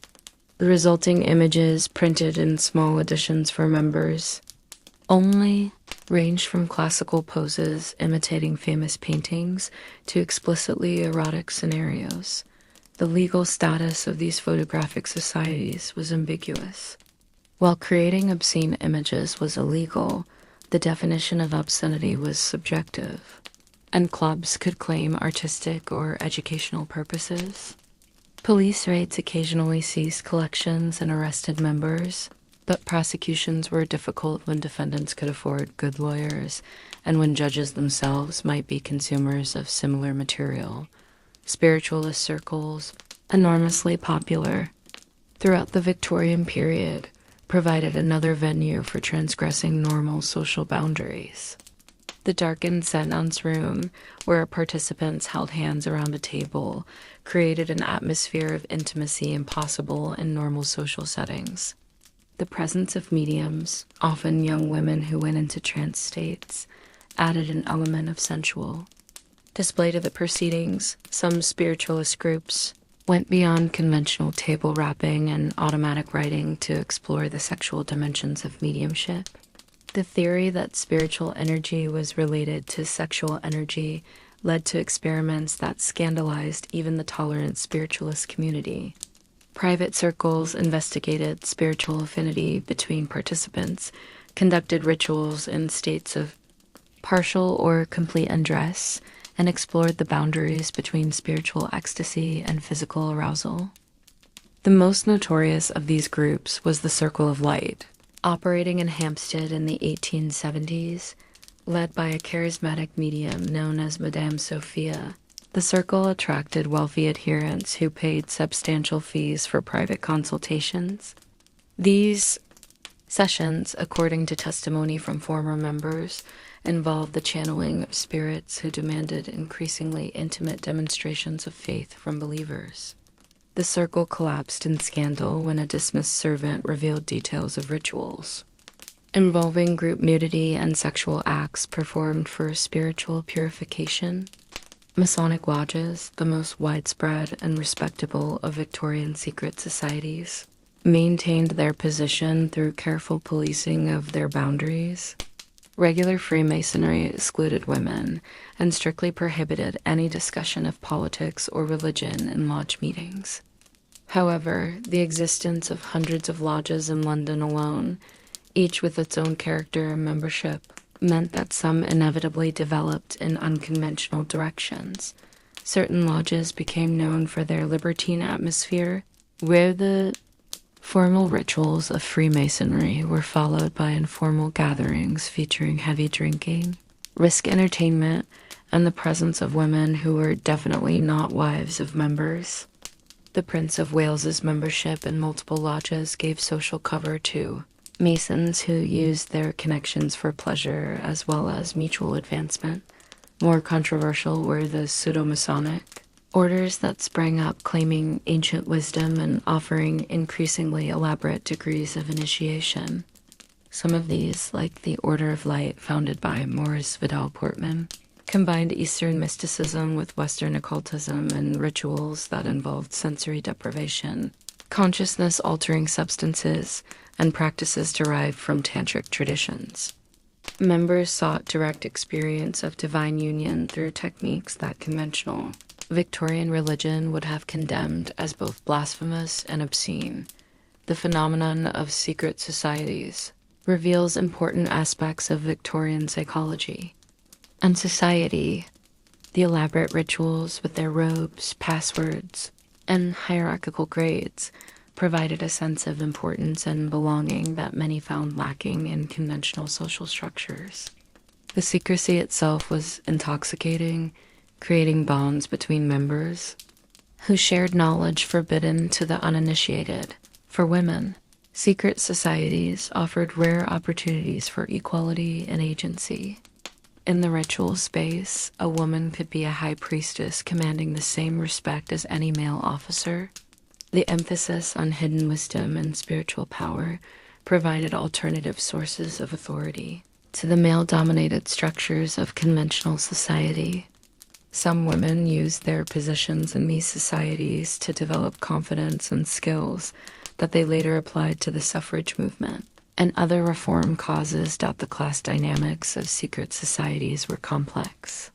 While many groups were exclusively upper class, others deliberately mixed social classes in ways impossible in conventional society. A wealthy merchant and a struggling artist might be brothers in a lodge or fellow seekers in an occult order. The social mixing, always within carefully controlled ritual boundaries, provided a safety valve for class tensions while ultimately reinforcing the existing social order. The authorities' response to secret societies varied depending on their perceived threat to public order. The police maintained surveillance on groups suspected of political subversion or gross immorality, but prosecution was difficult when members included influential figures. The Home Office files contain reports from informants who infiltrated various societies, providing sometimes salacious accounts of rituals and practices that officials found simultaneously shocking and fascinating. The relationship between secret societies and the broader Victorian underground of sexuality and vice was intimate and complex. Many societies provided cover for activities that would have been illegal or scandalous if conducted openly. Members of occult orders might also be patrons of high-class brothels, readers of erotic literature, and participants in the various sexual subcultures of the metropolis. The skills of discretion and compartmentalization learned in lodge or temple served well in navigating the broader shadow world of Victorian pleasure. As the Victorian era drew to a close, the proliferation of secret societies reflected broader changes in society. The weakening of traditional religious authority, the influence of Eastern philosophies brought back by imperial administrators, and the general questioning of received wisdom created space for alternative forms of spiritual and sensual exploration. The Theosophical Society, founded by Madame Blavatsky, attracted thousands of members seeking ancient wisdom. The Hermetic Brotherhood of Luxor offered correspondence courses in practical occultism. Even Christian churches developed esoteric inner orders for those seeking deeper mysteries. The legacy of Victorian secret societies extends far beyond their immediate historical context. The techniques of ritual and initiation they developed influenced modern psychology, particularly through members like Carl Jung, who studied the transformative power of symbolic experience. The gender dynamics they explored prefigured later feminist spirituality movements. Most significantly, they demonstrated the persistent human need for experiences of transcendence and transformation that conventional society cannot provide. In those candlelit chambers, behind locked doors and sworn to secrecy, Victorian men and women created spaces where they could explore aspects of themselves denied by daylight society. Whether seeking spiritual illumination, sexual liberation, or simply the thrill of the forbiddens, they found in secret societies a way to transcend the limitations of their public lives. The rituals they performed, the bonds they formed, and the boundaries they crossed reveal the complex negotiations between desire and restraint that characterize the hidden life of Victorian England. Chapter 7. The Music Halls and Pleasure Gardens. The gaslights dimmed at the Canterbury Hall as Marie Lloyd took the stage, her elaborate costume glittering in the footlights, with a wink and a slight adjustment of her décolletage that sent ripples of anticipation through the predominantly male audience. She launched into "A little of what you fancy does you good." Every word dripped with double meaning, every gesture suggested more than it showed, and the roar of approval from the gallery made clear that everyone understood exactly what kind of fancy she meant. The music halls of Victorian London occupied a unique position in the city's entertainment ecology, more respectable than the night houses of the Haymarket, less refined than the legitimate theaters. They provided a space where different classes could mingle and where the boundaries of propriety could be pushed just far enough to thrill without causing outright scandal. From the 1850s onwards, these palaces of variety became central to London's cultural life, offering a mirror to society that reflected its desires more honestly than any official institution. The Canterbury Hall, opened by Charles Morton 1852, and Lambeth, established the template for what would become entertainment empire. Morton transformed what had been a skittle alley attached to a public house into a purpose-built hall that could accommodate 1,500 patrons. The innovation was not just architectural, but social, creating a space where men could bring their wives and sweethearts to enjoy entertainment that was risk, but not explicitly immoral. The physical layout of the music halls was carefully designed to accommodate different social classes while maintaining necessary distinctions. The stalls closest to the stage were reserved for gentlemen and those who could afford the higher prices. The dress circle accommodated respectable families and courting couples. The gallery, cheapest and rowdiest, housed working-class patrons who participated vocally in every performance. This hierarchical arrangement allowed for controlled mixing of classes united in their appreciation of popular entertainment. But it was the promenade that gave the music halls their particular character and notorious reputation.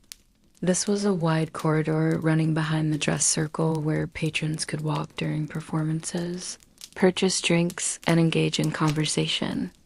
It was also, everyone understood, where prostitutes could ply their trade with a discretion impossible on the public streets. The management's official position was that only respectable women were admitted, but the elaborate dresses, painted faces, and professional charm of many promenaders told a different story. The relationship between the halls and prostitution was complex and symbiotic. The managers needed to maintain sufficient respectability to avoid losing their licenses, while recognizing that the presence of available women was part of what drew male customers. The solution was a careful choreography of blindness and intervention. As long as the women dressed well, behaved with relative decorum, and didn't actively solicit in ways that would offend respectable patrons, they were tolerated. Any woman who became too obvious in her activities would be quietly asked to leave by the commissionaire. The performers who graced the music hall stages became the first modern celebrities. Their images sold on postcards, their songs hummed in streets and factories across the nation. The biggest stars, Marie Lloyd, Dan Leno, Vesta Tilley, commanded salaries that dwarfed those of legitimate actors. What they offered was a connection with their audience that the refined theater can never match. A sense that performer and public were collaborators in creating an hour's escape from the constraints of respectable life. Marie Lloyd epitomized the music hall art of suggestion. Her genius lay not in what she said, but in how she said it, transforming innocent lyrics into scandalous suggestions through gesture, timing, and expression. When she sang she'd never had her ticket punched before, about a young woman's first omnibus ride, every member of the audience understood that the ticket punching in question had nothing to do with public transport. Yet when challenged by moral reformers, she could perform the same song with perfect innocence, demonstrating that the impropriety existed only in the minds of her critics. The male performers had their own techniques for pushing boundaries. George Leyburn, the original Champagne Charlie, created a persona of the wealthy man about town whose songs celebrated the pleasures of drink, gambling, and female company. His signature song, with its chorus of Champagne Charlie is my name, champagne drinking is my game, became an anthem for those who aspired to a life of pleasure beyond their means. The songs performed in the halls provide a unique window into Victorian popular culture and sexuality. Unlike the refined compositions of the legitimate theater, music hall songs dealt directly with the experiences and desires of ordinary people. They sang of lodgers who became too familiar with landladies, of wives who knew exactly what their husbands got up to on Saturday nights, of young women who found that virtue didn't pay the bills. The humor was broad, the sentiments were honest, and the moral was usually that human nature would triumph over social convention. The Empire and the Alhambra, the grand music halls of Leicester Square, represented the pinnacle of the Forum. These weren't merely enlarged public houses, but theatrical palaces that rivaled the opera houses in their opulence. The Empire rebuilt. In 1887 featured marble columns, gilded decorations, and a stage that could accommodate elaborate spectacles. Here the entertainment moved beyond individual turns to include ballet, tableaux vivants, and spectacular scenic effects. The Empire's promenade became the most notorious in London, a recognized marketplace for high-class prostitution. The women who frequented it were elegantly dressed, often indistinguishable from respectable society ladies except for their presence in such a venue UNESCO-ed. Foreign visitors were often directed to the Empire by hotel porters who understood exactly what kind of entertainment was being sought. Guidebooks in various languages provided coded references to the cosmopolitan atmosphere and opportunities for making acquaintances. The tableaux vivants presented at the grander halls pushed the boundaries of visual propriety. These living pictures, in which performers posed to recreate famous paintings or mythological scenes, provided opportunities to display the human form in ways that would have been impossible in conventional theater. Ostensibly artistic and educational, they allowed audiences to gaze at nearly naked bodies while maintaining the fiction of cultural appreciation. The controversy over Zao in 1890 exemplified the tension surrounding such performances. Zao, an American aerial performer, appeared at the Royal Aquarium in a flesh-colored costume that, under the stage lights, made her appear nude. The scandal that erupted revealed the hypocrisy at the heart of Victorian attitudes. The same audiences who flocked to see classical statuary and paintings of nudes professed shock at a living woman in a body stocking. The authorities eventually banned her performance, but not before thousands had paid to see what the fuss was about. The can-can, imported from Parisian music halls in the 1860s, created particular moral panic. This dance, with its high kicks, lifted skirts, and suggestions of sexual abandon, seemed to embody everything that moral reformers feared about French influence on English culture. When performed in London halls, it was usually considerably toned down from its Parisian original. But even the suggestion of such continental naughtiness was enough to pack halls and scandalize reformers. Connection between the halls and the brewing industry shaped both their character and their politics. Most halls were owned or controlled by breweries, who saw them as vehicles for selling beer and spirits. This created a masculine drinking culture that reformers saw as particularly dangerous to public morals. The combination of alcohol, music, and available women seemed designed to lead men astray from their duties to family and employer. The attempts to reform or suppress the music halls revealed the class tensions underlying Victorian entertainment. Middle-class reformers, led by figures like Mrs. Ormiston Chant, saw the halls as corrupting influences that led working men to waste their wages and respectable women to lose their virtue. The campaign against the Empire's promenade in 1894 became a cause célèbre, with prayer meetings held outside while inside patrons continued their usual activities. The young Winston Churchill's first public speech, defending the Empire against Mrs. Chant's campaign, articulated the libertarian response to moral reform. He argued that attempts to close the promenade represented an attack on the freedom of Londoners to choose their own entertainment. The fact that his speech was delivered shortly after he had been ejected from the Empire for participating in a riot against the installation of canvas screens to block the promenade added authenticity to his defense. The audience participation that characterized music hall performance created a democratic cultural form unique in Victorian entertainment. Unlike the passive consumption expected in legitimate theaters, hall audiences were active participants. They sang along with choruses, shouted responses to performers' questions, and made their approval or disapproval immediately known. This created an intimacy between performer and public that more refined entertainment could never achieve.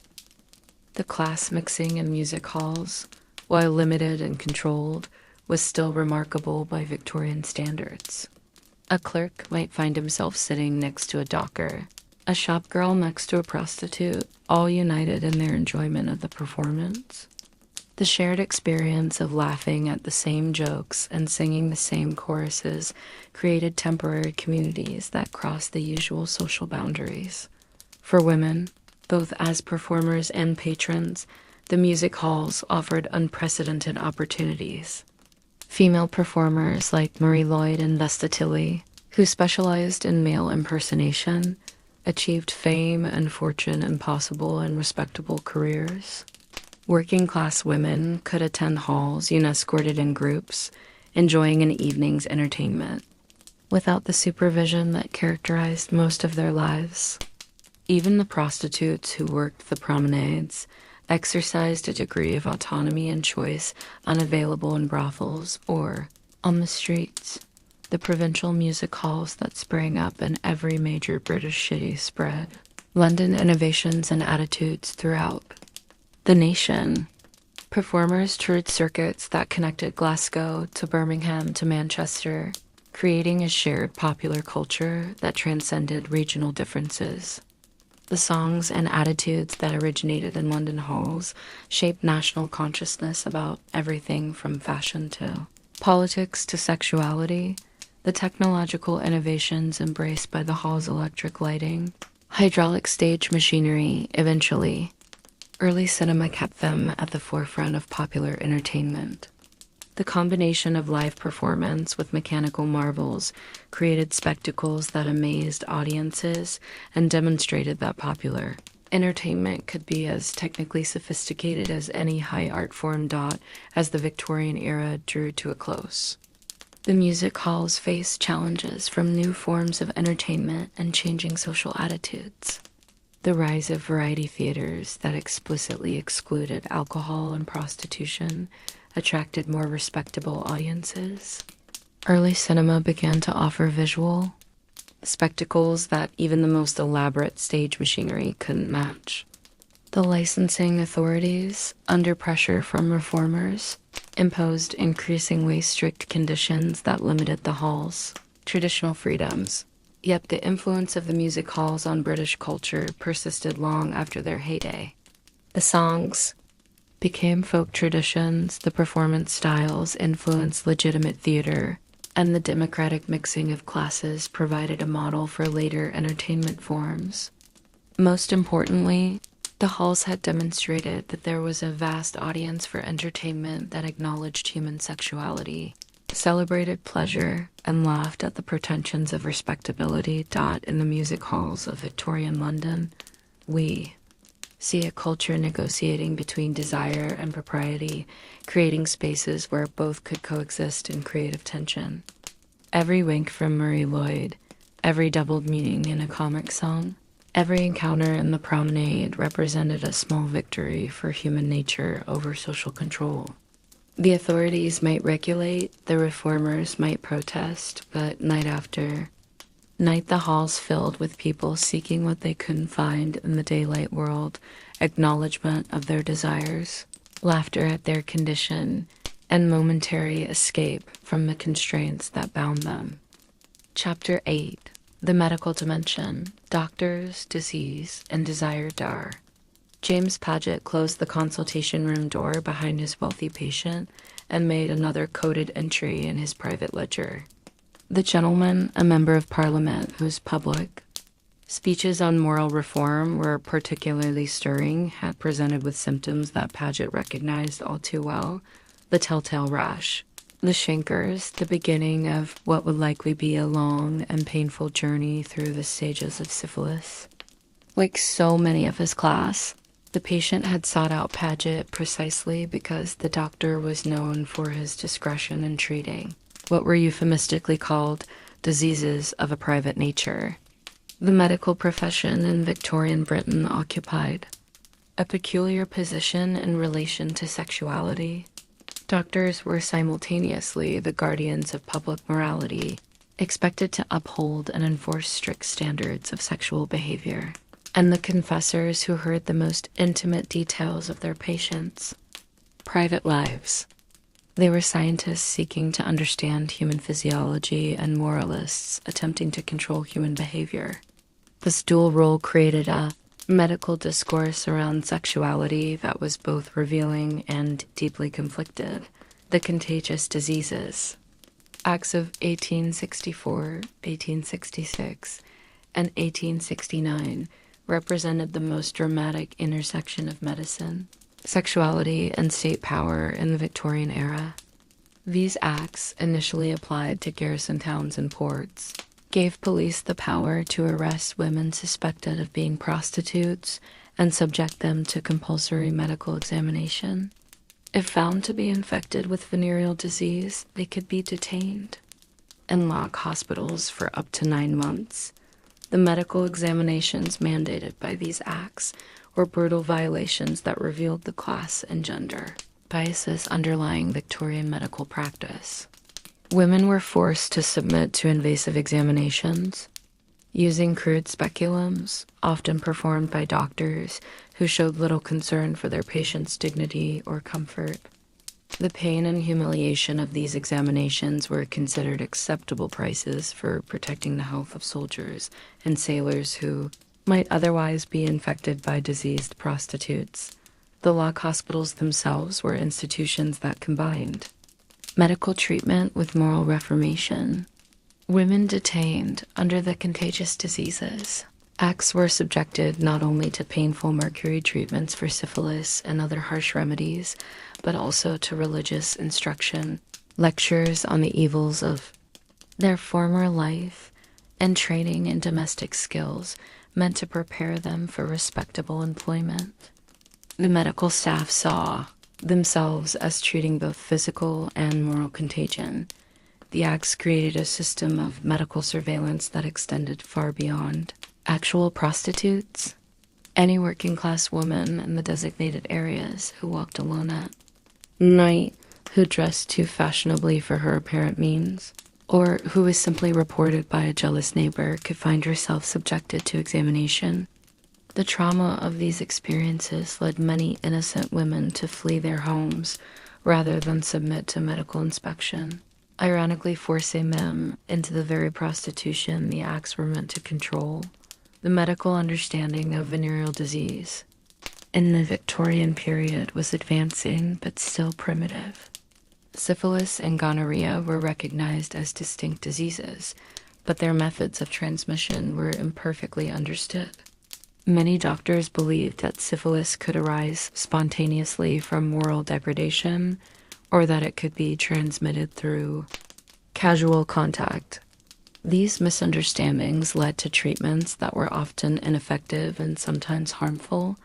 The standard treatment for syphilis involved mercury, administered in various forms that ranged from pills to vapor baths.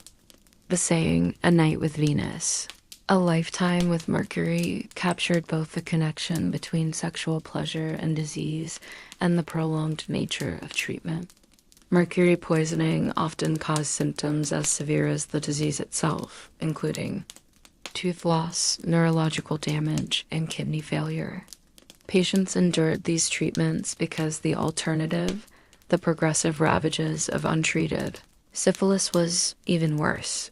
Gonorrhea was treated with equally harsh methods, including urethral, irrigation with silver nitrate solutions, and the application of caustic substances. These treatments were painful and often ineffective, leading to chronic conditions that could render men impotent and women infertile. The lack of effective antibiotics meant that venereal diseases were often lifetime afflictions that shaped every aspect of sufferers' lives. The medical profession's attitude toward male sexuality was markedly different from its approach to female desire. While women were increasingly portrayed as naturally passionless, men were understood to possess powerful sexual drives that required careful management. This led to an entire medical literature devoted to the supposed dangers of male sexual excess or misdirection, masturbation, or self-abuse, as it was universally called in medical literature, was considered a serious medical condition that could lead to physical weakness, mental illness, and moral degradation. Dr. William Acton's Functions and Disorders of the Reproductive Organs, first published in 1857 and running through numerous editions, became the authoritative text on male sexual health. Acton warned that masturbation could cause everything from acne to insanity, prescribing cold baths, hard beds, and constant vigilance as preventive measures. The treatments for chronic masturbation reveal the extremes to which Victorian medicine would go to control sexual behavior.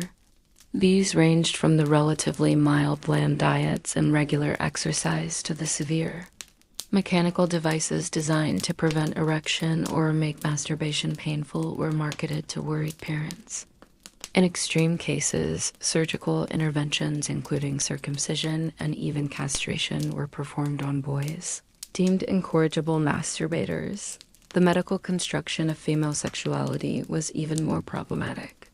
The dominant medical view expressed by doctors like Acton was that the majority of women, happily for them, are not very much troubled with sexual feeling of any kind. This supposed lack of female sexual desire was medicalized as normal and healthy, while women who expressed strong sexual feelings were diagnosed with various forms of hysteria or nymphomania. The treatment of female hysteria became one of the most controversial aspects of Victorian medicine. Symptoms of hysteria could include almost any behavior that deviated from passive feminine norms expressing strong opinions, seeking education, refusing marriage, or showing sexual desire. Treatments ranged from rest cures that enforced complete passivity to hysterectomies that literally removed the organs thought to cause female instability. The invention of the vibrator in the 1880s as a medical device for treating hysteria reveals the confused attitudes toward female sexuality. Doctors who insisted that women had no natural sexual desires routinely induced what we would now recognize as orgasms in their female patients. Considering this a medical treatment for nervous conditions, the fact that patients often showed remarkable improvement after such treatments was attributed to the release of nervous tension rather than sexual satisfaction. Private medical practice for wealthy. Patients created a separate world where different rules applied. Doctors like Paget, who specialized in treating the upper classes, developed sophisticated practices that combined medical treatment with absolute discretion.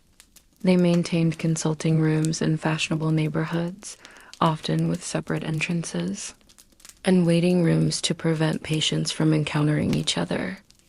These society doctors treated not only venereal diseases, but also the consequences of sexual activity, unwanted pregnancies, the results of abortion attempts, and various sexual dysfunctions. They prescribed contraceptives despite legal restrictions, performed discreet surgeries to restore the appearance of virginity, and provided alibis for patients who needed to disappear for treatments. Their fees were enormous, but they provided services that allowed the upper classes to maintain public respectability while privately flouting conventional morality. The advertising of patent medicines for sexual problems created another dimension of medical sexuality. Despite laws prohibiting obscene advertisements, newspapers were filled with coded offers of help for nervous debility, lost manhood, and female irregularities. These advertisements aimed at those who couldn't afford or were too embarrassed to consult regular doctors, offered pills, potions, and devices that promised to restore sexual function or prevent conception. The patent medicine industry thrived on sexual anxiety.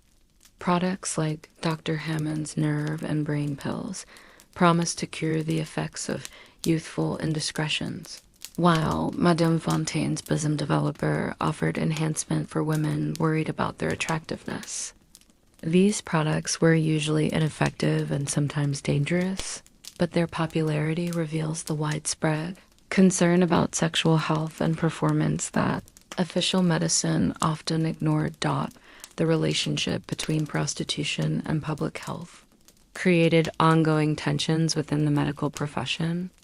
Some doctors, particularly those working in poor areas, saw prostitutes as victims of economic circumstances who deserved compassionate treatment. Others viewed them primarily as sources of contagion who threatened public health. This division reflected broader debates about whether prostitution should be regulated, suppressed, or ignored. The Campaign Against the Contagious Diseases Acts, led by Josephine Butler and the Ladies' National Association, challenged medical authority in unprecedented ways. Butler and her supporters argued that the acts created a system of medical despotism that violated women's rights and actually increased the spread of disease by driving prostitution underground. They questioned the medical profession's claims to objective scientific authority, pointing out how doctors' attitudes were shaped by class and gender prejudices. The emergence of sexology as a medical specialty in the late Victorian period marked a new phase in the medicalization of sexuality. Doctors like Havelock Ellis began to study sexual behavior systematically, moving beyond moralizing to attempt scientific classification and understanding. Ellis's studies in the psychology of sex, though not published in Britain until after the Victorian era due to obscenity laws, was based on research conducted during the 1880s and 1890s. This new scientific approach to sexuality, while still limited by contemporary prejudices, began to challenge some established medical orthodoxies. The recognition that homosexuality might be congenital rather than a moral choice, that women might naturally possess sexual desires, and that sexual variation might be normal rather than pathological, laid groundwork for 20th century changes in medical attitudes. The medical profession's involvement in the Victorian sexual underground extended beyond treatment to active participation.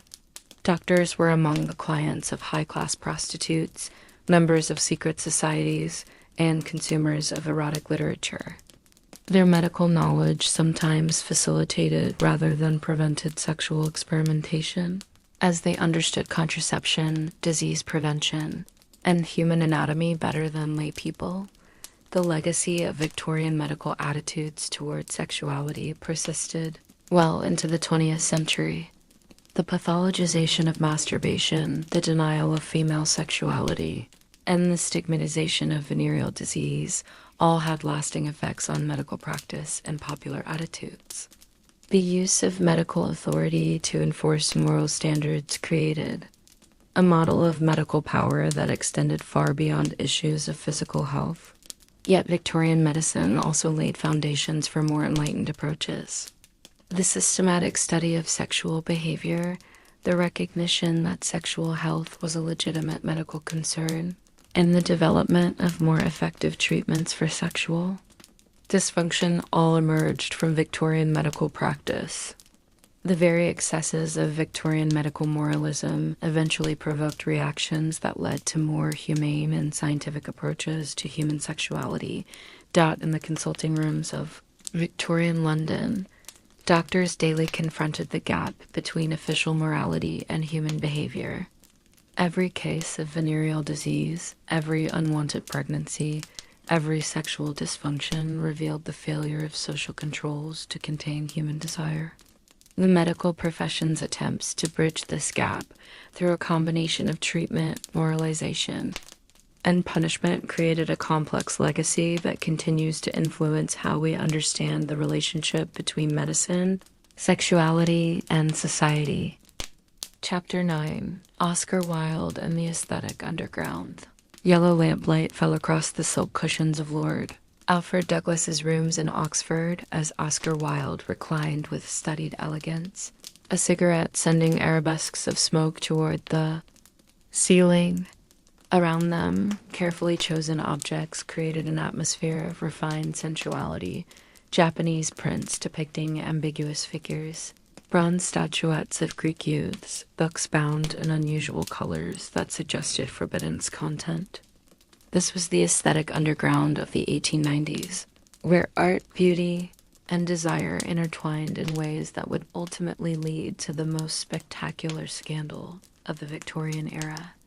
Oscar Wilde had burst upon London society in the early 1880s like exotic firework, trailing clouds of epigrams and paradoxes.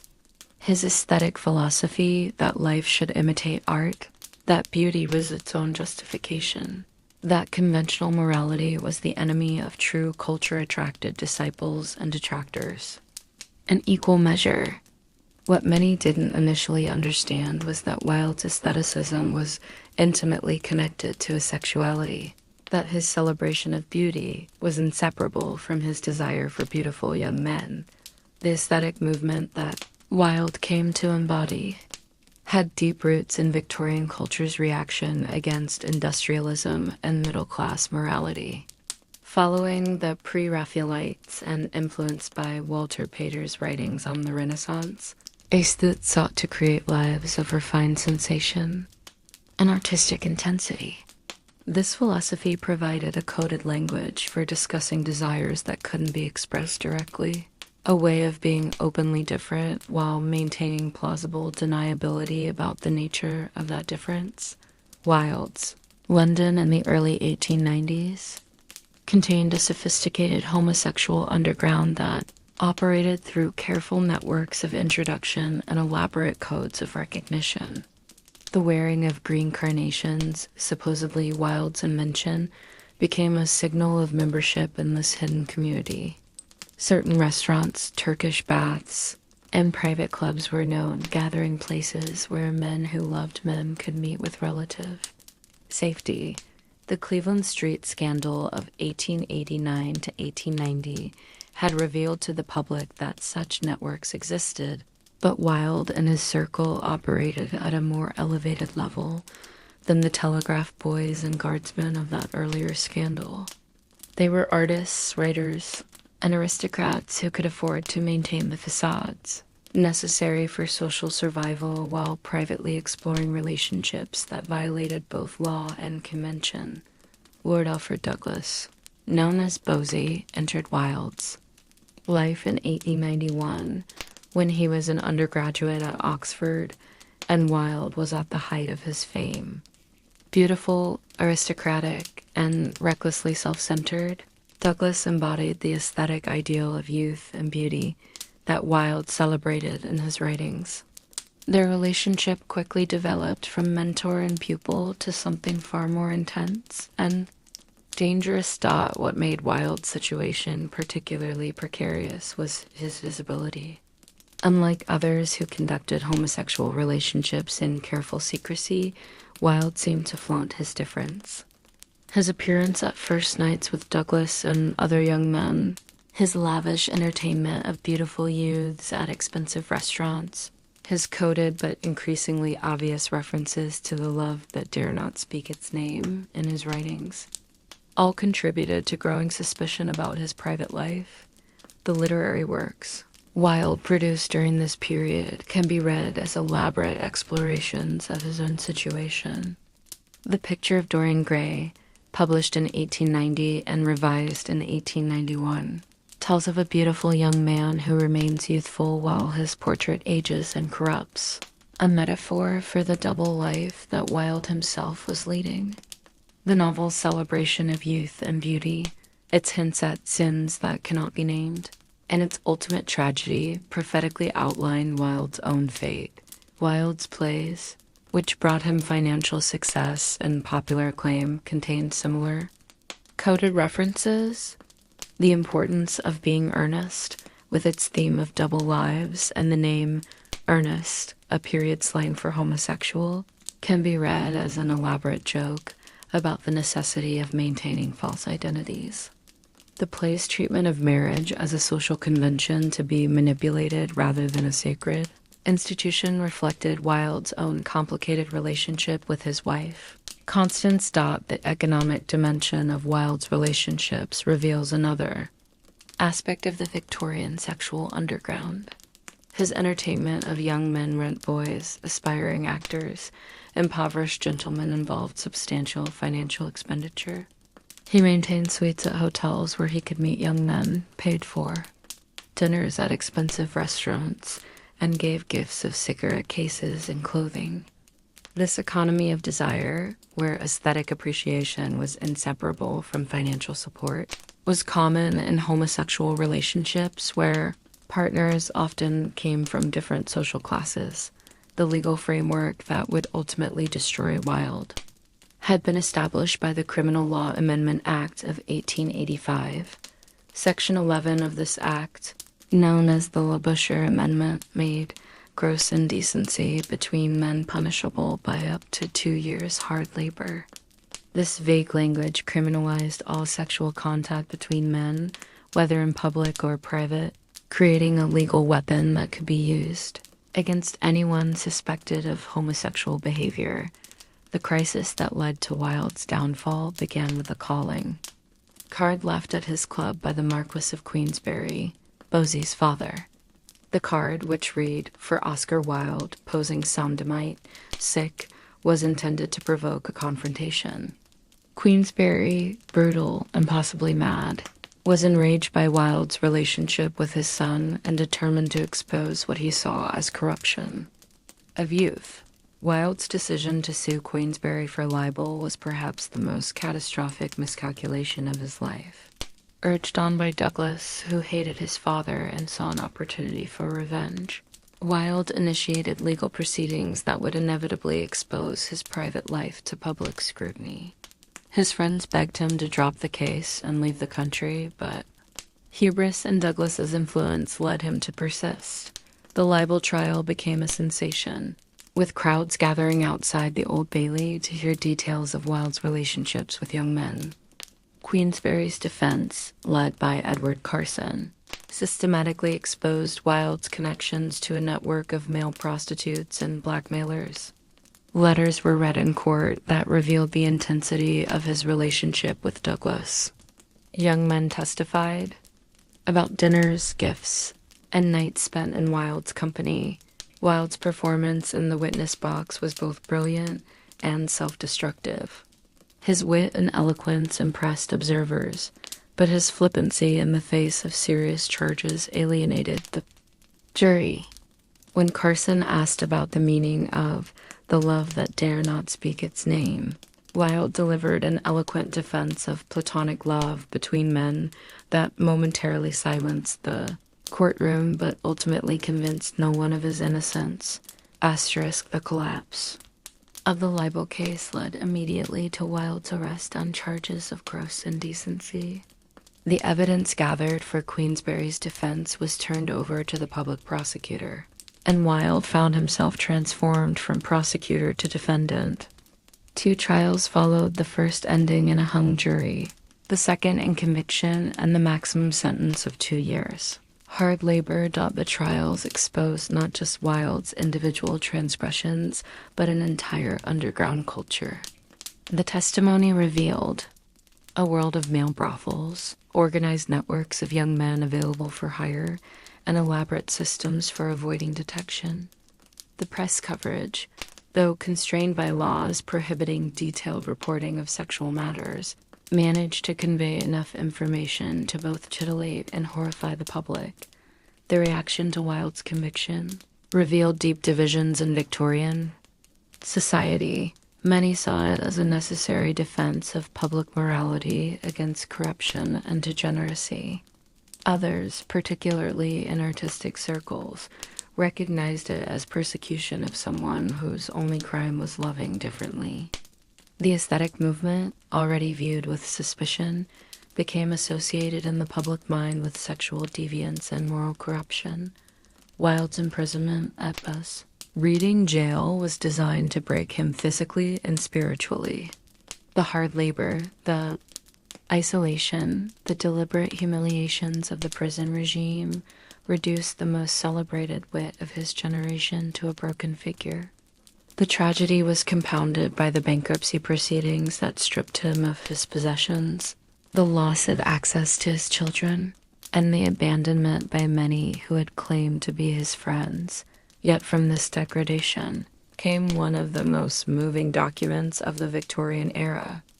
De Profundis, Wilde's letter to Douglas written in prison, is both a love letter and an indictment, a philosophical meditation and a cry of pain. In it, Wilde attempted to make sense of his fall, to find meaning in suffering, and to articulate a vision of love that transcended the sordid details exposed in court.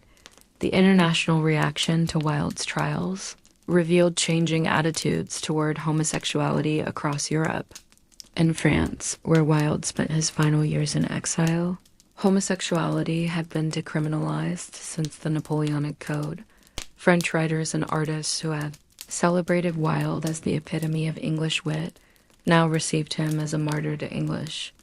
Hypocrisy.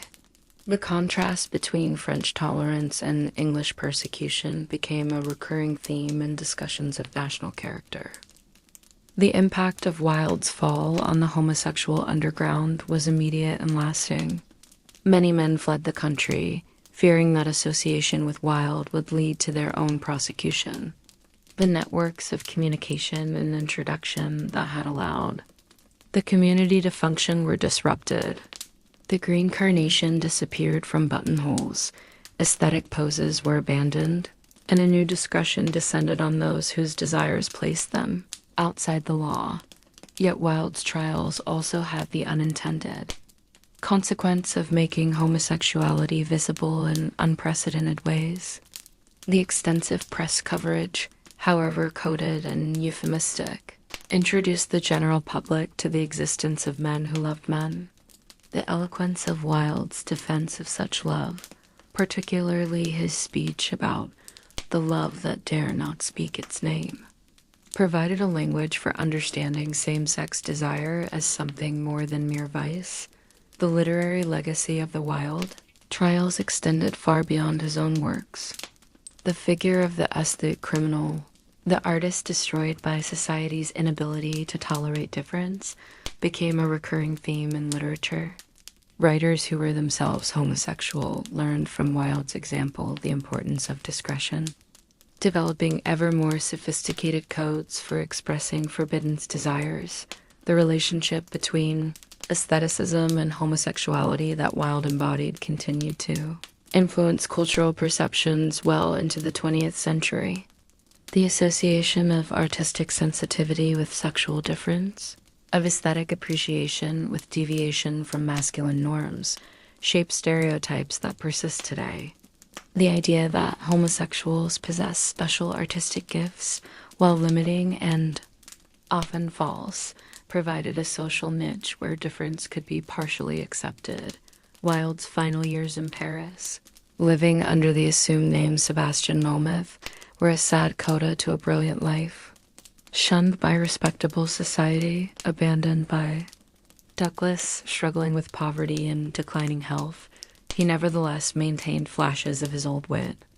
His reported deathbed conversion to Catholicism and his burial in Père Lachaise Cemetery created a final aesthetic moment, a staged conclusion to a life lived as art.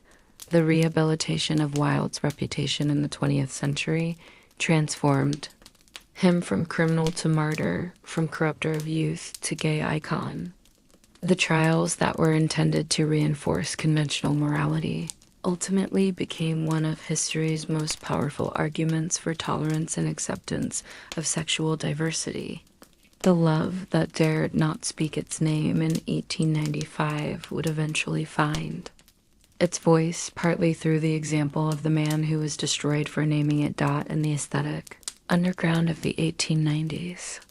We see the culmination of many themes that ran through Victorian sexuality: the use of art and beauty as codes for desire, the class dimensions of sexual relationships, the vulnerability of those who violated gender norms, and the ultimate impossibility of completely suppressing human diversity.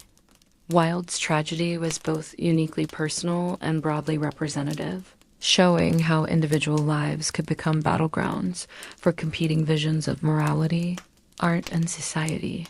The yellow light still falls on beautiful objects in rooms where aesthetes gather, but the danger that gave such gatherings their particular intensity in Wilde's time has largely passed. What remains is the memory of a moment when art and desire were so intertwined that to celebrate beauty was to risk imprisonment, when love truly dared not speak its name, and when one man's refusal to deny his nature exposed an entire hidden world to the harsh light of Victorian justice. Epilogue: what the hidden world reveals as. Our journey through the gaslit streets and darkened chambers of Victorian England comes to an end. We find ourselves back where we began, in a world of shadows and secrets, where public propriety masked private desires. But now, having walked those streets and entered those chambers, we understand that the hidden world was not separate from respectable society, but its necessary complement. The shadow cast by the very brightness of Victorian moral certainty. Sexual underground of Victorian England reveals fundamental truths about human nature and social organization that extend far beyond its historical moment. The elaborate structures of hypocrisy that the Victorians created, the careful segregation of vice districts, the coded languages of desire, The economic systems that commodified sexuality were not unique to their era, but represent patterns that recur whenever societies attempt to strictly regulate human sexuality. What emerges most clearly from our exploration is the impossibility of completely suppressing or controlling human desire through law, custom, or moral exhortation. Every attempt to restrict sexuality created new forms of expression. Every prohibition generated its own violation. Every wall built to contain desire became a surface against which that desire pressed. Finding cracks and creating new passages, the Victorian sexual underground also reveals the intimate connections between sexuality and other forms of social power, the ability to maintain a double life, to purchase pleasure, to escape the consequences of sexual behavior, was largely determined by class, gender, and social position. The same acts that destroyed a working-class woman's life might be mere peccadillos for an upper-class man. This inequality in sexual freedom both reflected and reinforced broader patterns of social domination. The role of women in the Victorian sexual underground as prostitutes, madams, consumers of erotica, and rebels against conventional morality challenges. Simplistic narratives about female passivity and male agency. Women found ways to assert their own desires and to profit from male sexuality, even within a system designed to deny their sexual nature.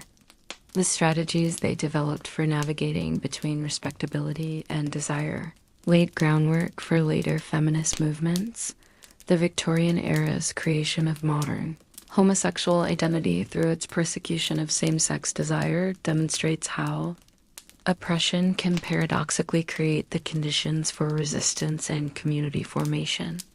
The trials of Oscar Wilde and the Cleveland Street scandal, intended to reinforce heterosexual norms, actually made visible a previously hidden world and its inhabitants, a shared sense of identity and injustice, the medicalization of sexuality. During the Victorian period established patterns that continue to influence how we understand desire, pleasure, and sexual health. The period's simultaneous advancement of sexual knowledge and imposition of moral judgments on that knowledge created a complex legacy that medical professionals still navigate today. Perhaps most importantly, the Victorian sexual underground reveals the creative resilience of human beings faced with systematic attempts to control their most intimate experiences. The elaborate codes, secret societies, underground literatures, and hidden spaces that we have explored represent remarkable achievements of human ingenuity in the service of pleasure and connection. As we close this exploration of Victorian England's hidden world, we might reflect on our own era's attempts to regulate sexuality and the underground cultures that continue to exist alongside official morality. The technologies have changed, the specific prohibitions have shifted, but the fundamental tension between human desire and social control remains. In understanding how the Victorians navigated this tension, we gain insight into our own negotiations. Between public propriety and private truth, the gaslight has given way to electricity, the hansom cab to the automobile, the telegraph to the internet. But in the spaces between what we show the world and what we desire in secret, the human drama continues. The Victorian underground reminds us that sexuality will always exceed attempts to contain it, that desire will find its expression despite prohibition, and that the most elaborate structures of moral certainty cast the deepest shadows. In those shadows, now as then, human beings continue to seek connection, pleasure, and authentic expression of their deepest selves. The particular forms of the Victorian sexual underground have passed into history, but the human needs that created them remain, reminding us that every age creates its own hidden worlds, its own negotiations between desire and propriety, its own secrets that reveal more truth than all its public proclamations.